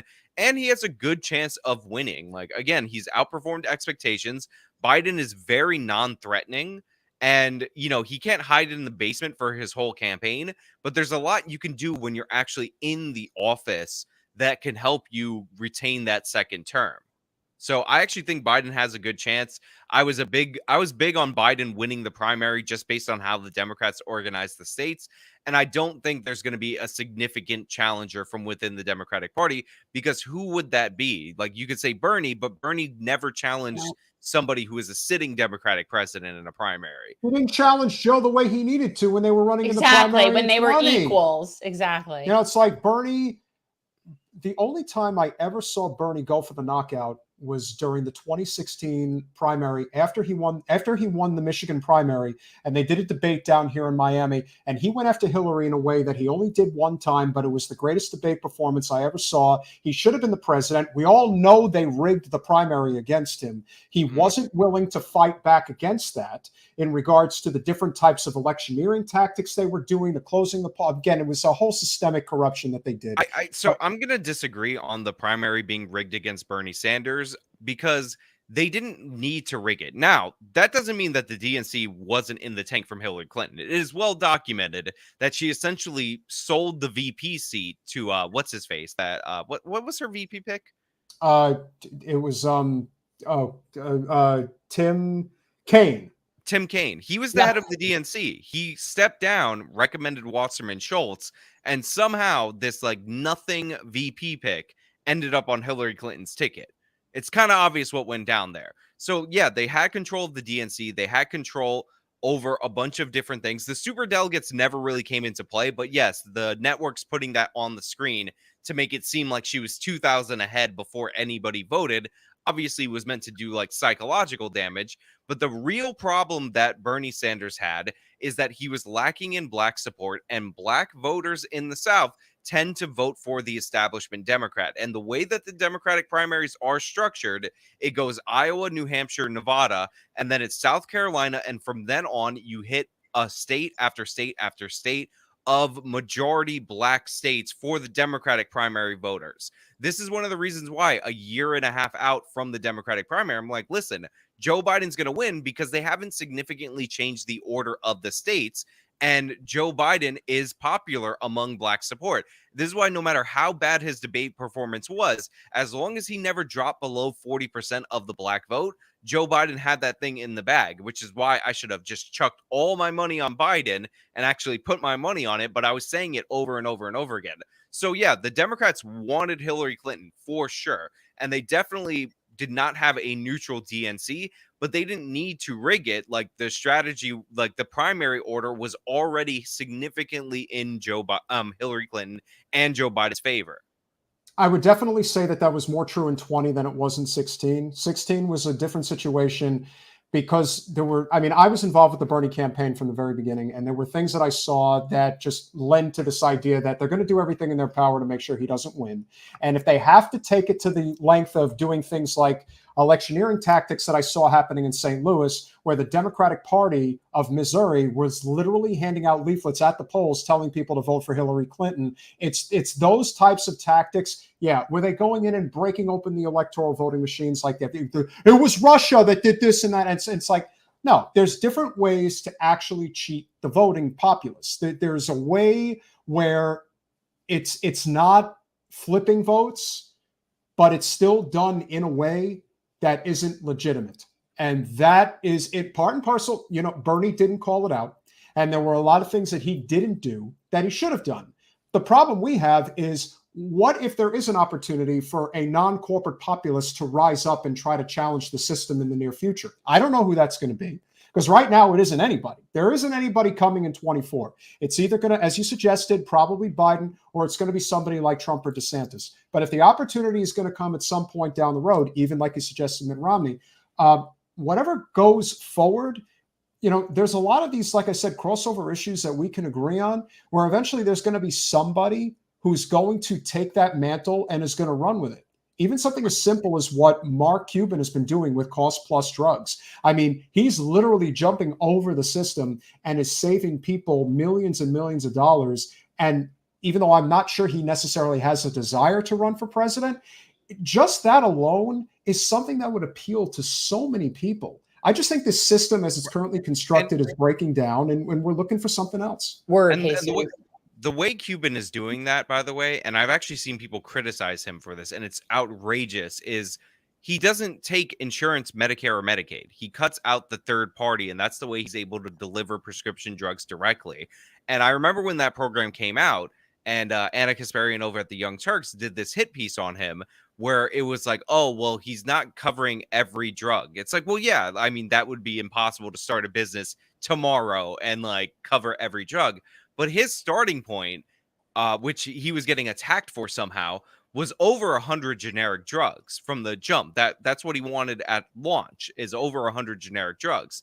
The Biden thing that they're touting about is like it's like 10 or 8 drugs in 3 years, maybe. Like I think it helps a lot, and I think it is a big factor. And I would like to see more actual market oriented solutions for healthcare. I mean, there's an insurance company that will actually fly you from your state to San Diego, pay for a bus ticket for you to go in Mexico in order to buy yourself insulin, then come back, get back on the plane and go back home, because that's cheaper than the program that we currently have, because we have a bunch of import issues even with Mexico. So like, and you can look up the story. It's insane. And maybe they won't do it now with the price of airfare, but like when airfare was cheaper, that was an option. And it's because we're blocking a lot of competition from our healthcare system. And we're in this weird, horrible situation where we have the worst aspects of a government system and the worst aspects of something being run by businesses combined. Right. And that's one of the reasons why, like, the debate about healthcare is so problematic, because everybody's like, well, we're in this crappy middle. Which direction do we go? But everybody typically accuses the other person of being at fault. Like, we're doing too much of yours or this or whatever. But it's like, we need to acknowledge the problems that we have. And if we have any principles, if we have the principle of free market competition, then we need to acknowledge where there's no free market competition. If we want the government to run something in a way that benefits the people, we have to acknowledge that where the government is actually working against its citizens in the healthcare system. Yeah. Well, this is what I mean. I have no problem with capitalism for things that are non-essential items. But in a functioning society, I just don't think certain things should be for-profit industries. And healthcare, education, and corrections should not be for-profit industries. And when they are, it changes your civilization, not for the better. But what about food? Food would be more important. Like, you don't think well, food is, but you're talking about like base staples of certain, I mean, like food stamp stuff, but like I also simultaneously support a living wage. And so if all of those things were in play, yeah, people still need to buy food and people could still make money. But right now there's gouging is out of control. Like right now, what we're seeing is some serious corporate gouging. And that is the stuff that, yeah, I would like my government to step in and be like, yeah, this isn't right. It's illegal to do it after hurricanes. If there's a disaster, you can't be selling ice for $100 a bag. That's illegal for a reason. And that's the kind of stuff that we need to rein in the greed. And to me, healthcare and education.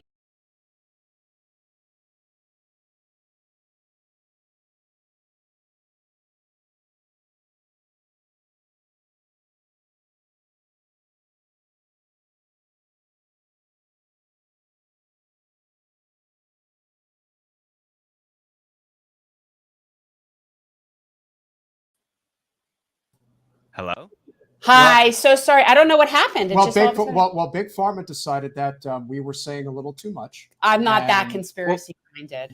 The reason I bring up food is we have a market system in food, which is very important. And like, we have too much food in the United States of America, or we have a lot of crap food, but a lot of that can be attributed to the way that we subsidize corn because, farmers are an important lobby and you got to pay them off, even though countries with no farm subsidies don't have dramatic food shortages. It's just not a thing. It's what they do. Countries that have no farm subsidies actually have farmers as not an important voting bloc. Like that's the biggest determinant. So like I don't think that this idea that like you can't provide something that's essential through the market is 100% borne out through the facts. I think markets are great at providing what people need because what people need typically is what they want, what they desire. And there are issues that you can deal with, but like I don't think that those issues overall are as dramatic as you're laying out. Maybe, to me, we're all better off when we're all better off. Like, I want to be around educated, healthy people. That's just my personal preference. And the way to do that is to have it be something that we all agree is part of our society. And we don't have resource constraints with healthcare. We have the resources to provide what we need to provide. That's not the problem. And there really isn't a reason other than the people skimming the money in the middle as to why we have the most outrageous healthcare costs. Well, there are resource constraints in healthcare, like, and like with anything. Like, for instance, we have constraints on medical doctors, like the American Medical Association. We do, but we're not at that level. My point is, we have enough resources in this country for everybody to have healthcare. We do. We have the resources for everybody to have healthcare. You bring up a great point, though, Sean, because another factor is, whether you have tuition-free public college and obviously tuition-free trade schools, there's a lot of people who I'm sure would love to be doctors in this country. They don't want to go hundreds of thousands of dollars into debt. The number one profession for student debt in the United States is actually doctors. Not sure how many people know that, but think about the constraints that puts on people. Well, there's also, and I forgot what this was called. It's I think it's called the Certificate of Need. And you guys are in Florida, you said, right? Yes. Yeah. So Florida, you actually have a law like this. It's called the Certificate of Need, which basically says that if you're going to establish a new hospital, and I believe this came up when they wanted to open something like related to hearts in Florida, like a new cardiac center, they had to prove to the government that they weren't going to compete with the other hospitals that do that.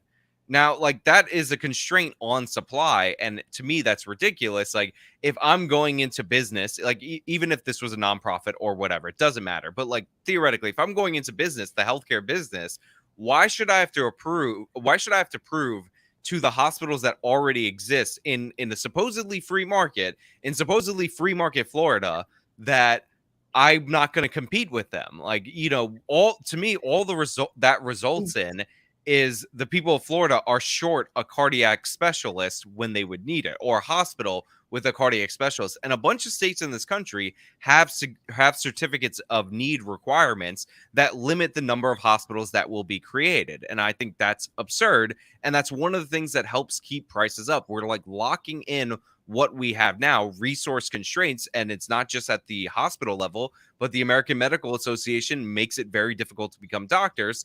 And, we can't even get doctors again from like third world hellholes that are clearly modern Western countries to come over without meeting some of their requirements. And I think all of this plays into the fact that we have more expensive healthcare. Yeah. Yeah. We're also not the healthiest country.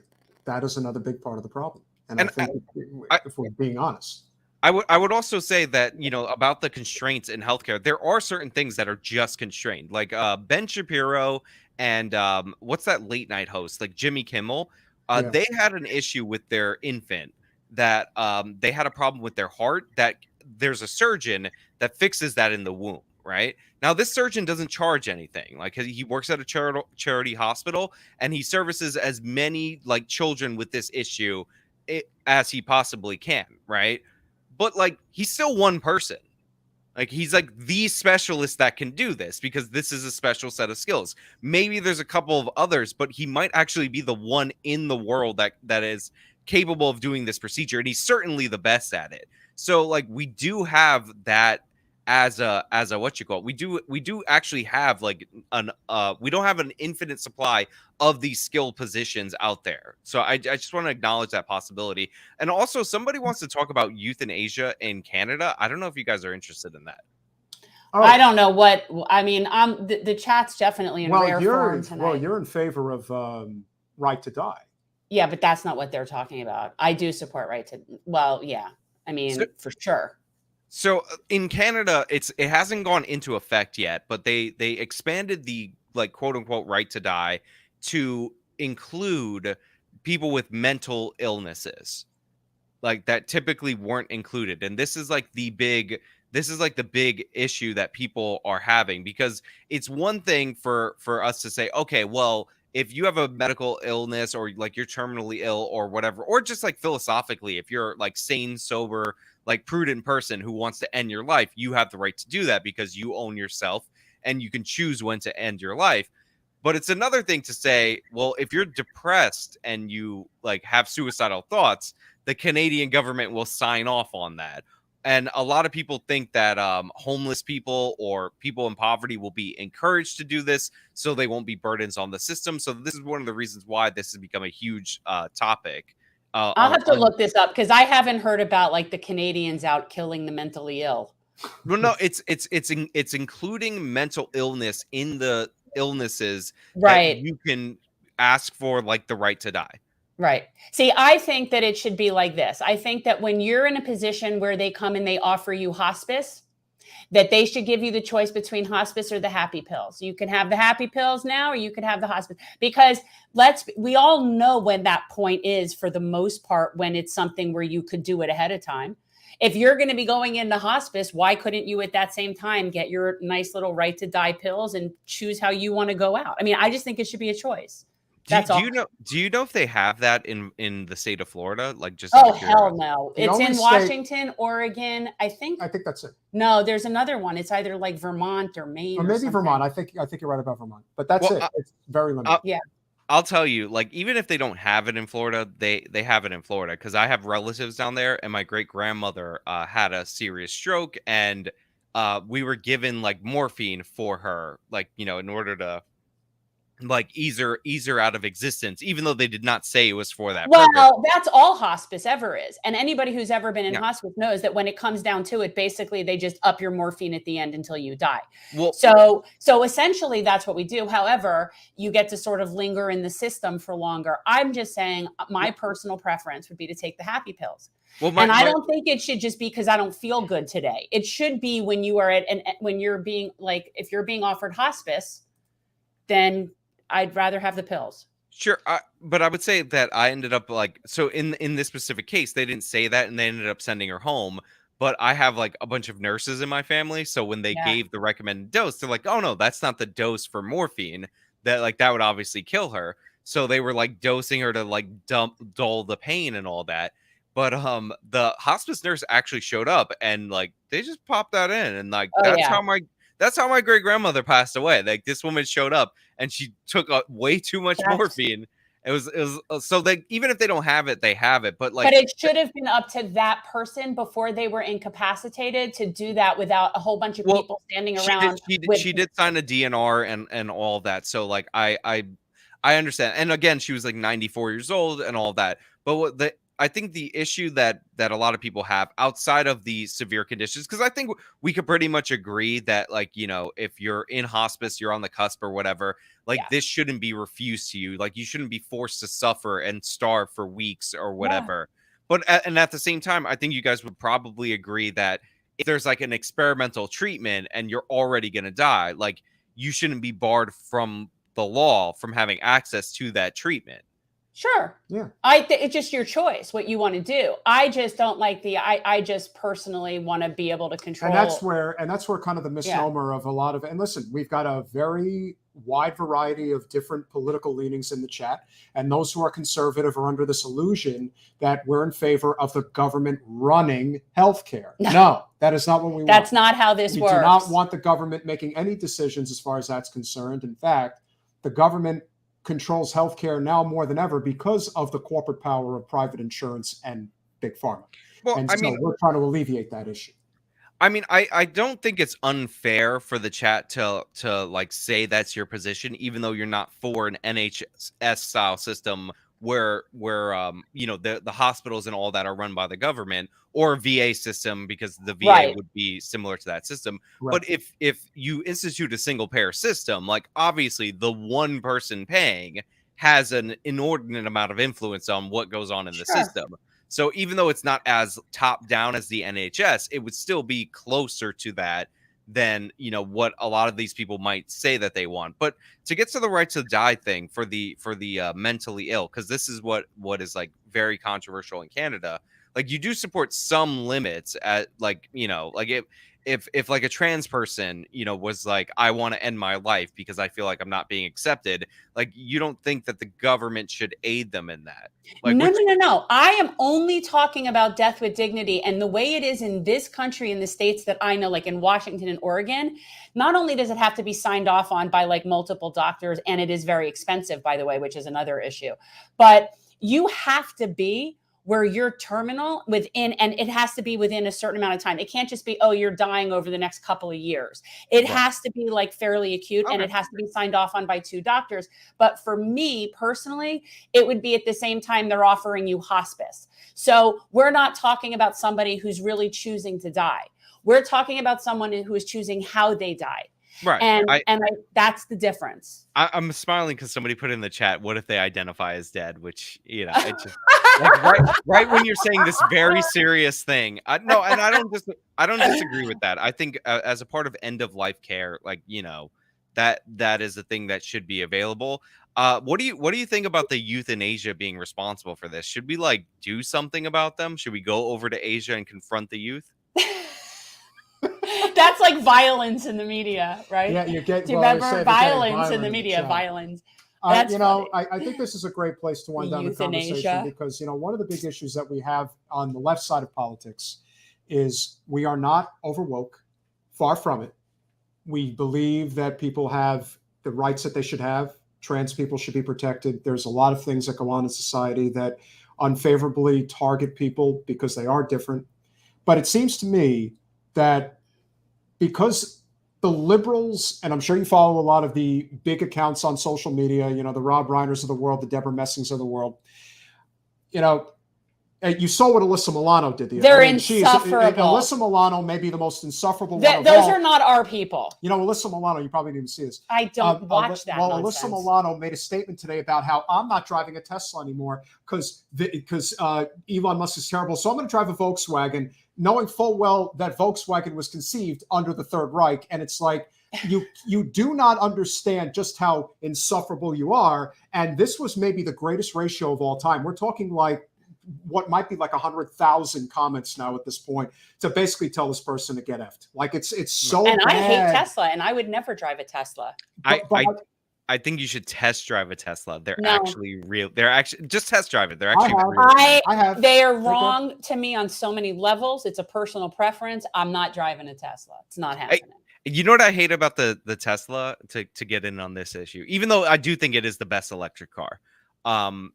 And I've test driven it. It is fun. And I think my preconceived notions about electric vehicles were kind of blown away. But the vegan leather, I'm not into it. Like if you're gonna charge $50,000 for a car, you have to have actual leather in it. Like, you know, Vegan leather. Well, okay. The Tesla thing for me is, I actually have a hybrid. So my car is a plug-in hybrid. So I get a certain amount of mileage without gas as well. And I do like that. And I do like getting gas less frequently, and it's much more convenient and all that. But the idea of being pure electric to me in Florida is just not a good move. If I lived in California, fine, maybe. But the idea well, look, all I know is I tried to get out of here during one of the hurricanes, got stuck it took me 6 hours to get what should only take an hour and a half from here. Ended up having to come home. If I was in an electric car, I would have been screwed. I actually think so where I live, it would be very inconvenient. So I just drive like a fuel efficient car because you know, I don't want to pay for gas and all that. And I drive a small car because I live in New York City and I probably shouldn't even have a car, according to some people who are wrong. But yeah, there's charging stations all over the place, like, and you could charge it at your home and all that. And I like, I hate to be the person because one of my friends owns a Tesla, and whenever I visit Texas, he's always driving us. Nuance Bro, the YouTuber, and I always make fun of his Tesla because he's like one of those I love Elon Musk guys, right? So he deserves to be made fun of. But go look at videos of people driving through like the water with a Tesla. It's actually kind of wild what that thing can do because the engine doesn't drown. Now, I will say the battery reduces its ability to function when it gets cold, and what they define cold as is like regular New York weather. So they're like under 60 degrees, you start losing battery function, which is great if you live in California, Southern California, Texas, Florida, whatever. You don't really have to deal with that except for a few points out of the year. But like that's 90% of the year that I'm gonna have reduced battery function, and I live in a building, so where am I gonna charge the damn thing? Yeah. Well, and Richie makes a good point in the chat, which is what we've said here a multitude of times. Until the grid is renewable energy, you're still plugging in. You're still plugging into the same grid. Nuclear power. Are you guys on board? Yes. Yeah, we've covered this several times. I'm actually very open to all different things. I just want to do things based on science and reason. And so I am very open to a variety of proposals, but people that just rule it out of just irrational fear, we're not of that. And this is one of the big issues that exists because I'm a supporter of AOC. I don't like it when she drifts into the whole culture war stuff because that always gets ugly. But when it comes to the issue of moving to a clean energy grid, she is spot on. Unfortunately, she's also very much in bed with the extreme left when they basically look at nuclear and think there is no way we can touch this. It's absolutely incorrect. You saw what just happened in Germany. They decided to pull back on nuclear, and now they've advanced coal all over again. It's like, if we're going to get off of coal and natural gas, nuclear has to be part of the solution. We have to have We do not have enough right now to advance it past that point. We don't have fusion power, although that would be wonderful if we did. We need to be realistic about if we really have a decade to avoid a long-term catastrophe regarding sea level rise and other things, then nuclear has to be part of this conversation. I do not understand why people think that needs to be avoided, but to me, that is something, especially with Series 4 and the replenishment of nuclear waste, it really has to be a part of it now. If you want to combine solar, wind, geothermal, it wouldn't be enough. No, not how we live. We live too hard. Correct. It also requires a backup for those kind of plants. Like, that Michael Moore producer documentary was goofy in a lot of places when they were like, get rid of the humids. But the thing that they were right about is that part of the reason why a bunch of these companies are pushing the green agenda that you wouldn't expect is because natural gas plants often back up solar panels. So this is like Germany would expand solar panels, and in a year where the sun shined a little less, their carbon footprint would go up. And one of the craziest things I learned about nuclear power and the nation of Germany is that they shut down 4 nuclear plants, and they wiped out every single carbon gain that the nation had since the reunification of Germany. Because after reunification, they shut down some Soviet era carbon plants, and those were like, doing that on its own, the coal plants, is going to reduce their carbon footprint to like such a point. But when they shut down the nuclear plants after that, every gain from that point was wiped out. And it's such a workable power source. France's grid is on it right now, today. Japan, before Fukushima, was on it. Right, again, modern countries. So like, we could have done it. We should have done it. And it's one of the things that Bill Clinton shut down. And definitely a huge problem, the nuclear playground being shut down. Amen. Yeah. And you're absolutely right. And this is a key issue, especially with anybody who tries to sell the Green New Deal and doesn't realize, and this is, again, the big problem with, you want to call it the fringe left, you call it whatever you want, but there is a rigidity within that movement where they absolutely refuse to move an inch. They do not want to give any credence to any idea that doesn't fall under this idea. We're not with them. You can't, this idea that you can be completely uncompromising, that everything has to be exactly as you see it, and no one is ever going to move even an inch on that issue. This is why AOC is so valuable, if she's willing to be realistic and also open to the possibilities. because she can corral a lot of those people and make them realize that this is a significant step that can be taken.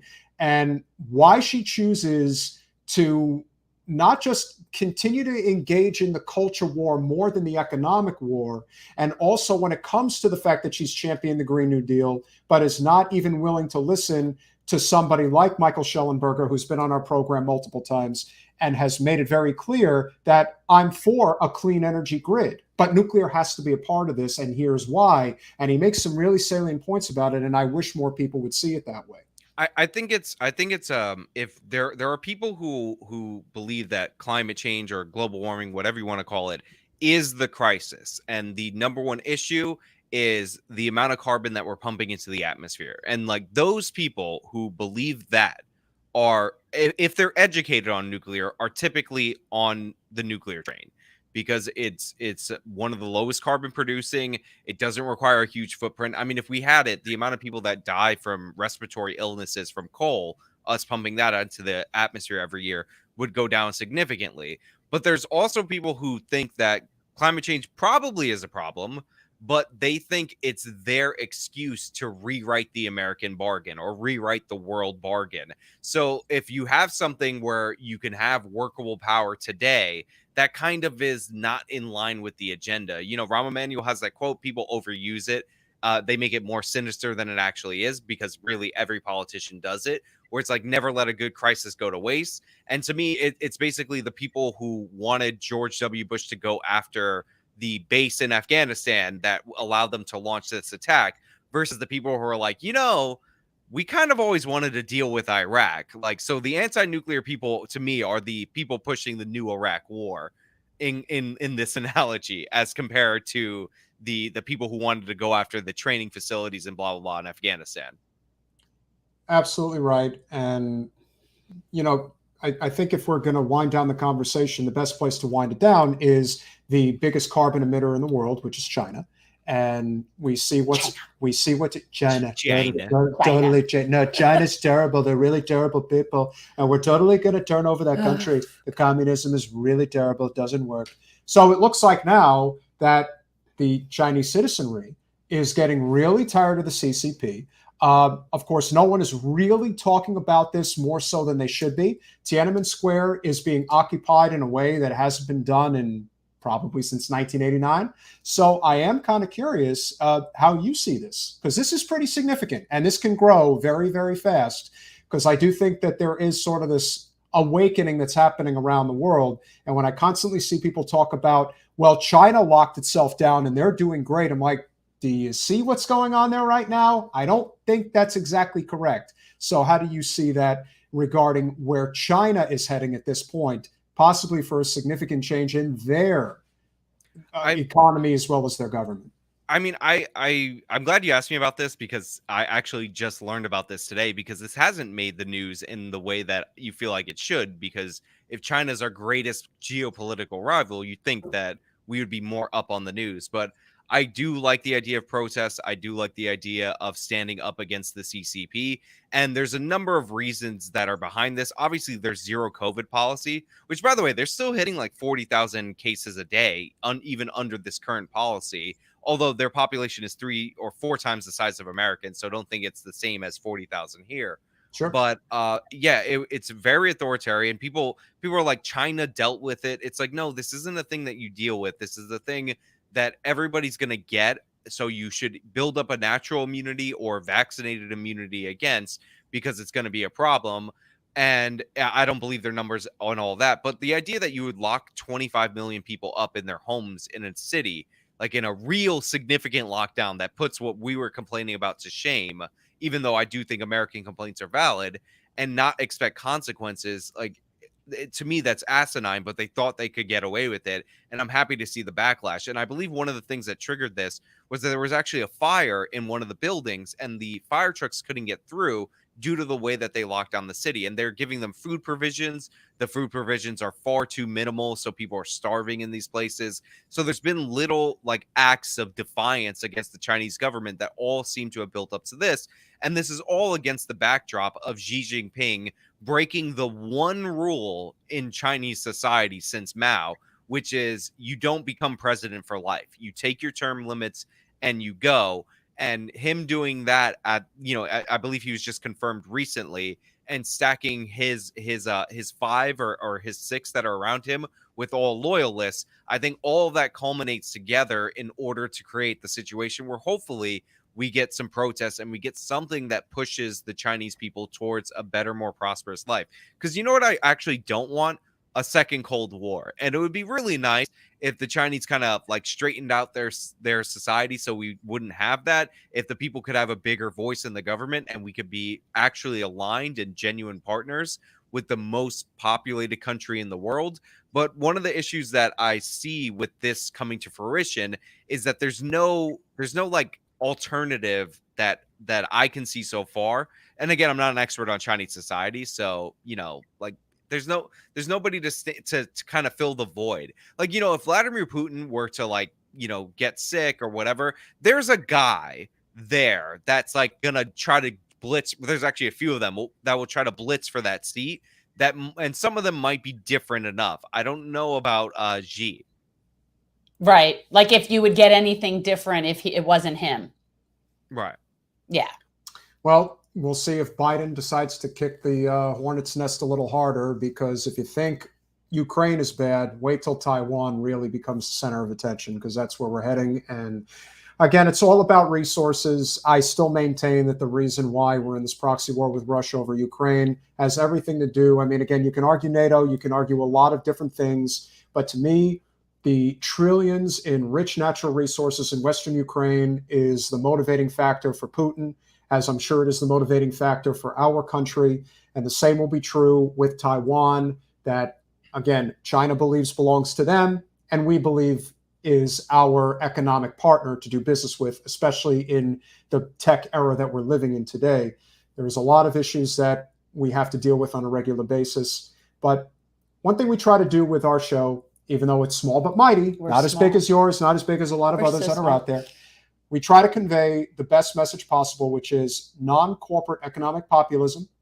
No matter where you stand on the political spectrum, I think that these conversations are important, even if people don't necessarily agree with all of your takes.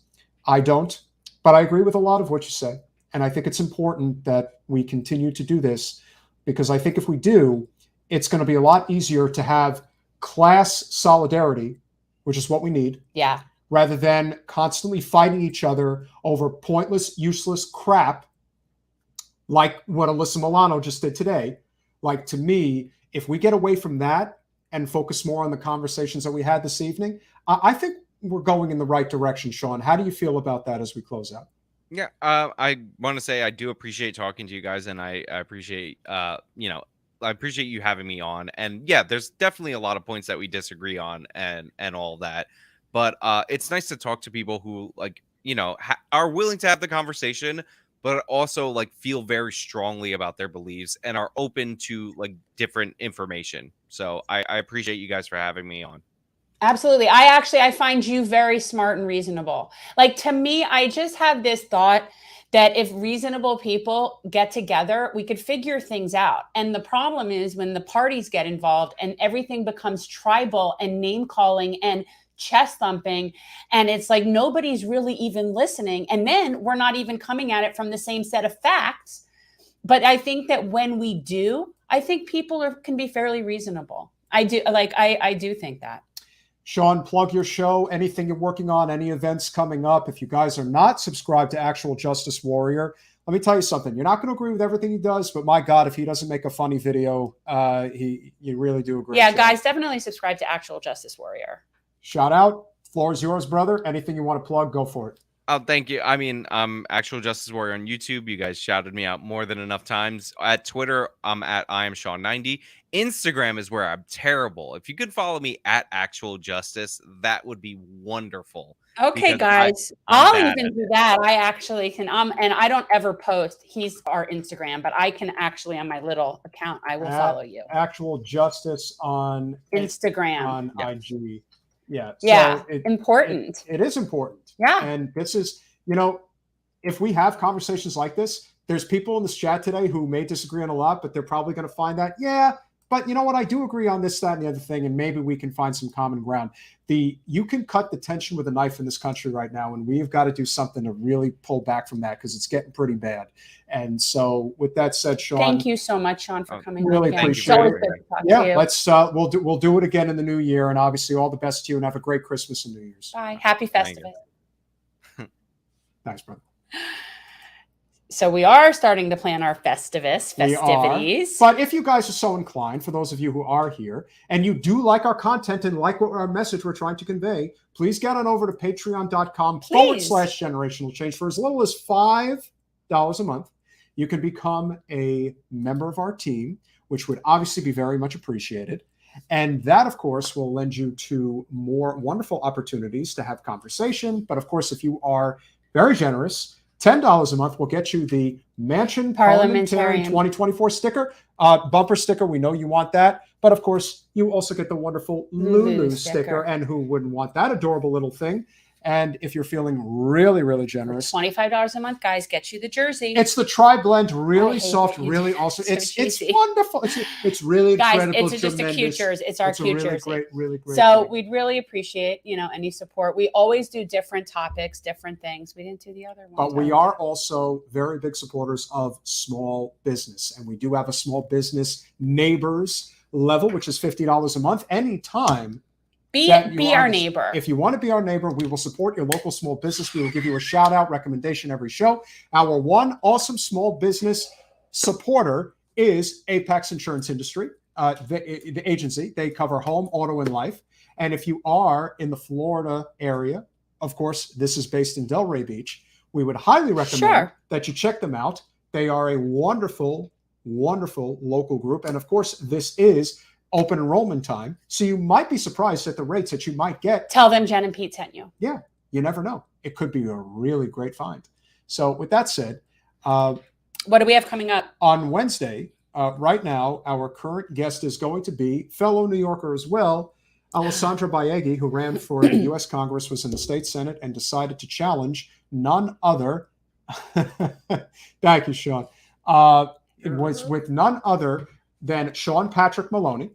And whether or not she played a hand in helping get him knocked out of Congress, I don't really care that he's a Democrat. I care that he's a corporate whore, as Jen likes to say. I do. And was the head of the I do like to say DCCC. that. Imagine how rare that is that the head of the DCCC gets knocked out of Congress. It pleases me. Makes me She feel pleased warm a and lot fuzzy. of people. It's a warm and fuzzy feeling. Yeah. And what else do we have coming? We have a lot of good things coming up. We have, and since we had our libertarian favorite, Sean Fitzgerald, aka Actual Justice Warrior, we will have probably our favorite true leftist on the podcast next Wednesday. And that, of course, is our friend Mike Figueredo, or Girly Mike Fettuccini of the Humanist Report. He will be coming on. That will be a great conversation. I love Mike. We're also going to be speaking with Rob Sand, who won his statewide race. You know what? It's going to kill me if I don't look this up right now. Okay, but guys, in the meantime, so Peter's really great about getting guests. So like I'm listening to this book. It's an audio book. He's the state auditor. Rob Sant is the state auditor of the state of Iowa. In a deep red state, he managed to win his race again. And we're wondering, what could he possibly have said that would convince voters who are voting Republican across the board to vote for him? You might be surprised. Maybe he offers you a really nice economic populist message. An honest government actor auditing the state budget correctly. And then we are talking with apparently Carl Hart, Dr. Carl Hart. And I wish I knew his, I don't know all his stuff, but I'm currently listening to his book that's called Drug Use for Grownups. He has had multiple books. He is a neuropharmacology person. And I actually have a very good friend that's a neuropharmacologist, and I swear to you, these people probably all do know each other because there's only it's not a very big field. But so this is somebody who really knows. Thank you, Jason. I don't think I would come off in that regard. But I try to temper it as best. So I'm listening to this book. I'm really enjoying it. And I messaged Peter. And so now we're having Dr. Hart come on the show. So that'll be fun. And then we're also having another episode in my Deconstructing Zionism series that's coming up. December 14th. December 14th. That I'm very excited. Two guests now. Rabbi Rosen and Rosalind Pacheski, who is, I've read both of their books. We're going to be talking with them. So yeah, another episode in Deconstructing Zionism. Don't forget to mark your calendars. We are doing a Monday and Friday show the week leading up to Christmas. Friday, December 23rd, we will do our Festivus. You know what? We could set Peter up for Festivus. You know, we're going to be doing 3 segments for Festivus, okay? And the first one, of course, is the airing of grievances. And I could see you having a really good rant on our airing of grievances. I've got a lot of grievances to air, but so Festivus will be the airing of grievances, the feats of strength, and the declaration of Festivus miracles. We're going to be doing 3 segments. Miracle. This is holiday. I actually this year be able to make the vegan meatloaf that I was thinking about doing, so we could have a Festivus meatloaf. God forbid we don't have a meatloaf on We have Festivus. one last thing to, obviously, one last guest. What do we have? Before you go? What? He has to address, obviously, this wonderful dinner that happened over the weekend. So. Oh my God. Who are we? Oh, for God's sake. You met with your Nazi friend, your new Nazi friend? I have to correct a few people who come on here and say some really terrible things about it. I had a wonderful dinner party. It was really great. It was for Thanksgiving, and I had a lot to be thankful for. Nick Fuentes is a completely misunderstood young man. Yeah, that's what he is. No, he's totally misunderstood. He came to me with a problem, and I solved it. I told him, support me for president, and I'll get you your own. Yeah, I heard Kanye asked you to be his running mate on his ticket. No, he totally got it backwards. He totally wants to be my VP. And I told him, listen, we're going to have a ball, and you're going to be there, and I'm going to decide who is the most eligible person at the ball. Just like in Cinderella, I'm going to have to make a decision. It's not going to be an easy one, but it might just be him. And if he's wearing the glass slippers, if the slipper fits, he might get picked. I haven't decided yet. It's going to be a while. They're wanting us to do a World Economic Forum stream. I mean, you know what, guys? It's just the economic stuff is just so. America first. That's my economic policy. Believe me when I tell you. That's why I asked the TPP. It was a really great deal that I did. And I made sure that NAFTA got improved. I totally improved it. I'll tell you what, guys, put in the chat if there's somebody in particular that you think that would be a good person to talk to about this, because I am definitely not the World Economic Forum person. You're totally talking to me because I totally understand it, believe me. And so this Nick Fuentes, he definitely said some really messed up things. I totally understand that, but he totally appreciates me. He totally supports me, and he doesn't support that really, really terrible ingrate Ron DeSanctimonious. He totally supports me, so I have to accept the fact that I don't agree with everything he says. But that's bipartisanship. That's how you bring people together, Jen. It's really great. So I have to be more presidential. I have to be accepting of all people, even really questionable people, even Kanye, Mr. Fuentes, Milo Yiannopoulos, all these wonderful, these questionable people. But they're supporting me, and I have to take what I can get. Kanye's not supporting you. He's going to run against you. No, he's totally supporting me. Whatever. I'm not listening to that crap. Fortunately, he's more of a joke than you are. So.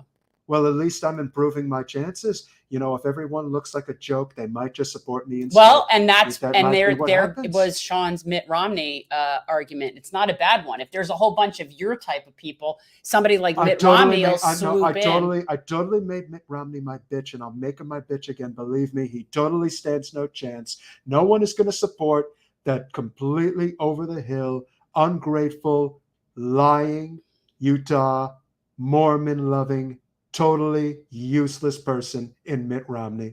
You know, he voted to impeach. He's totally getting payback. Believe me, he's not going to survive it. And so I don't know what the WAP thing is. If it's some joke, I have no idea what it is. You guys remember? I'm a little older. Listen, I'm talking right now, and you're interrupting me. Believe me. Anyway, I'm trying to communicate with you guys with this. The campaign is going great, and if you haven't already gone to Donald Trump 24, get over there, sponsor my campaign. We need all the money we can get. I'm not self-funding this time. I can't keep that lie going forever. So make sure you donate, support what we're doing. We're just getting started, and we're making America great again. Again. That is what I'm talking about. Jason, Trump's not against Jews. Trump's just about Trump. He's not for or against anything. He's about money and narcissism. That's it. That's all he cares about. He doesn't have some sinister agenda because he doesn't really think that far in advance. So no, I don't think he is against the Jews. And I do think he gave a lot to Israel, but that had to do more with, I believe, the Christian evangelicals than it did with the Jews, although both, whoever's willing to that's going to be support. really, and I think ultimately what's going to happen, and this is why I do think DeSantis is going to run. If this was just Trump versus DeSantis, I even then I would be a little tepid to say that it would happen. There's going to be people running for president. And when eventually wait till Rick Scott puts his Voldemort self in there. When eventually a number of people get into the race, it's just going to be too obvious that DeSantis is going to get in. He's going to stand out. That's what's going to happen. Bigly. That's the truth. And yeah, Bigly. He's not the best You speaker. said bigly. I did say bigly. He's not the best speaker. He is kind of like a little wonky and awkward.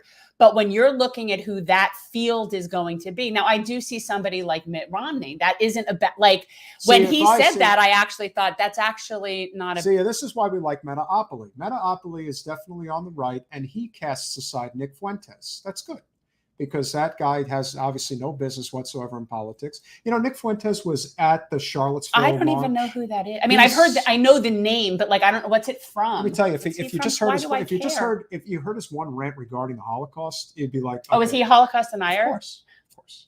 But he's an incel. First of all, I think he's a closet homo. And did you just say that? Yeah, I did. I can say that about Nick Fuentes. I just don't like the term homo. Okay. Like it's sort of like the 70s called "They Want You Back." He's a closeted gay man. Jesus. Gay boy, whatever you want to call him. He just sounds like. And he's an incel. He's never had sex. How do you know? Because he admitted it. Oh, he flat out discusses. I think he admitted once that he eats his boogers or something like that. He's like a really. Who is this? And why does anybody care? Who is this? Well, for those of you in the chat who might know better than I do, because I don't know why do we care who this is? Is he like a Backstreet Boy or something? Who is this? No, because Trump invited him to Mar-a-Lago. I get that. No, he came with Kanye. Kanye brought him there.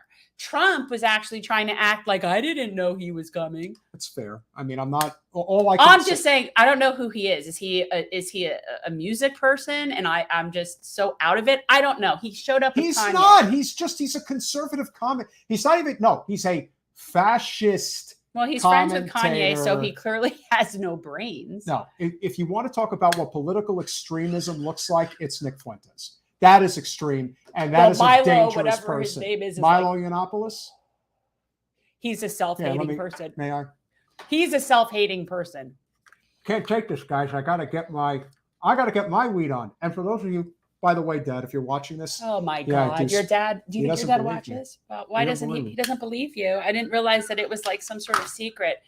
He's not. I wish he would get more high than he gets, but. I have started putting together a list. That was 2 solid rings. You guys got to admit, I did 2 solid rings. I started figuring out who we can invite to do several different discussions about the transgender issues. I want to bring on a medical person, a legal person, and then somebody who is knowledgeable about the sports thing. And I started taking I have some pictures of Twitter handles for you to reach out to. All right, good enough. So for those of you who have yet to hit the like button, please do share, like, subscribe, do all of those wonderful things. The chat has been very lively tonight. Why can't you guys like us? You obviously like us. You obviously like us. You're here. Well, Metaopoly said, listen, I give Jen a hard time, but I don't think you do. I appreciate. I don't mind. Metaopoly, you're fine, brother. You're no problem. You know what? It's when people are mean and make it personal that I just think that you just have nothing of intelligence to say. But other than people being mean, I don't mind people disagreeing or saying that. I don't mind that. Yeah, I would definitely say that we need to, but I think that the importance of these conversations. Hey Rob, what will you do if Biden versus Trump DeSantis? Watch it. Yeah. Let's put it this way. I'm pleading the Fifth Amendment. Yeah. I've been advised by counsel not to answer this question, Rob. But I will say this. Back in 2016, not even 2016, excuse me, back at the end of 2014, early 2015, everyone was convinced, begrudgingly and angrily, that it was going to be Bush versus Clinton for the presidency. Now, had there not been the effery, if you will, that went on in the primary, it would have been Bernie versus Trump. And no one could have predicted that that's what it was going to be. And certainly very few, if any, predicted that Trump was going to be president. So we're living in a different time. People are a lot more awake now than they've ever been. And they are demanding a different path for our country's future. I do remember way back in 2015, I remember standing out in the parking lot with like some of my friends from Pilates or whatever. And I said to them, and I remember this very clearly because they were really like nervous that it needed to be Hillary or what happens if we, Bernie's too crazy and left and whatever. And I said to them, I said, well, your next president is going to be Bernie or Trump. Choose wisely. Choose wisely. And they didn't believe me. And the reason they don't choose wisely is because that particular segment of the population doesn't care which one wins because economically it doesn't affect them. Well, right. They have issues with Trump, but not a lot of people have issues with him, but it's really based just on him and who he is, not really anything based on policy or reason or anything like that. That's because he's loathsome. Yes. I mean, he's disgusting. So, I mean, I get why but the people that really are like so triggered and deranged by him, I think that they need to understand that he is just but one little tree in the forest. And of course, it really comes down to one clear issue. And that is, as much as people dislike Trump, I don't understand how to use Discord. That's the truth. They dislike Washington politics even more. And rightfully so.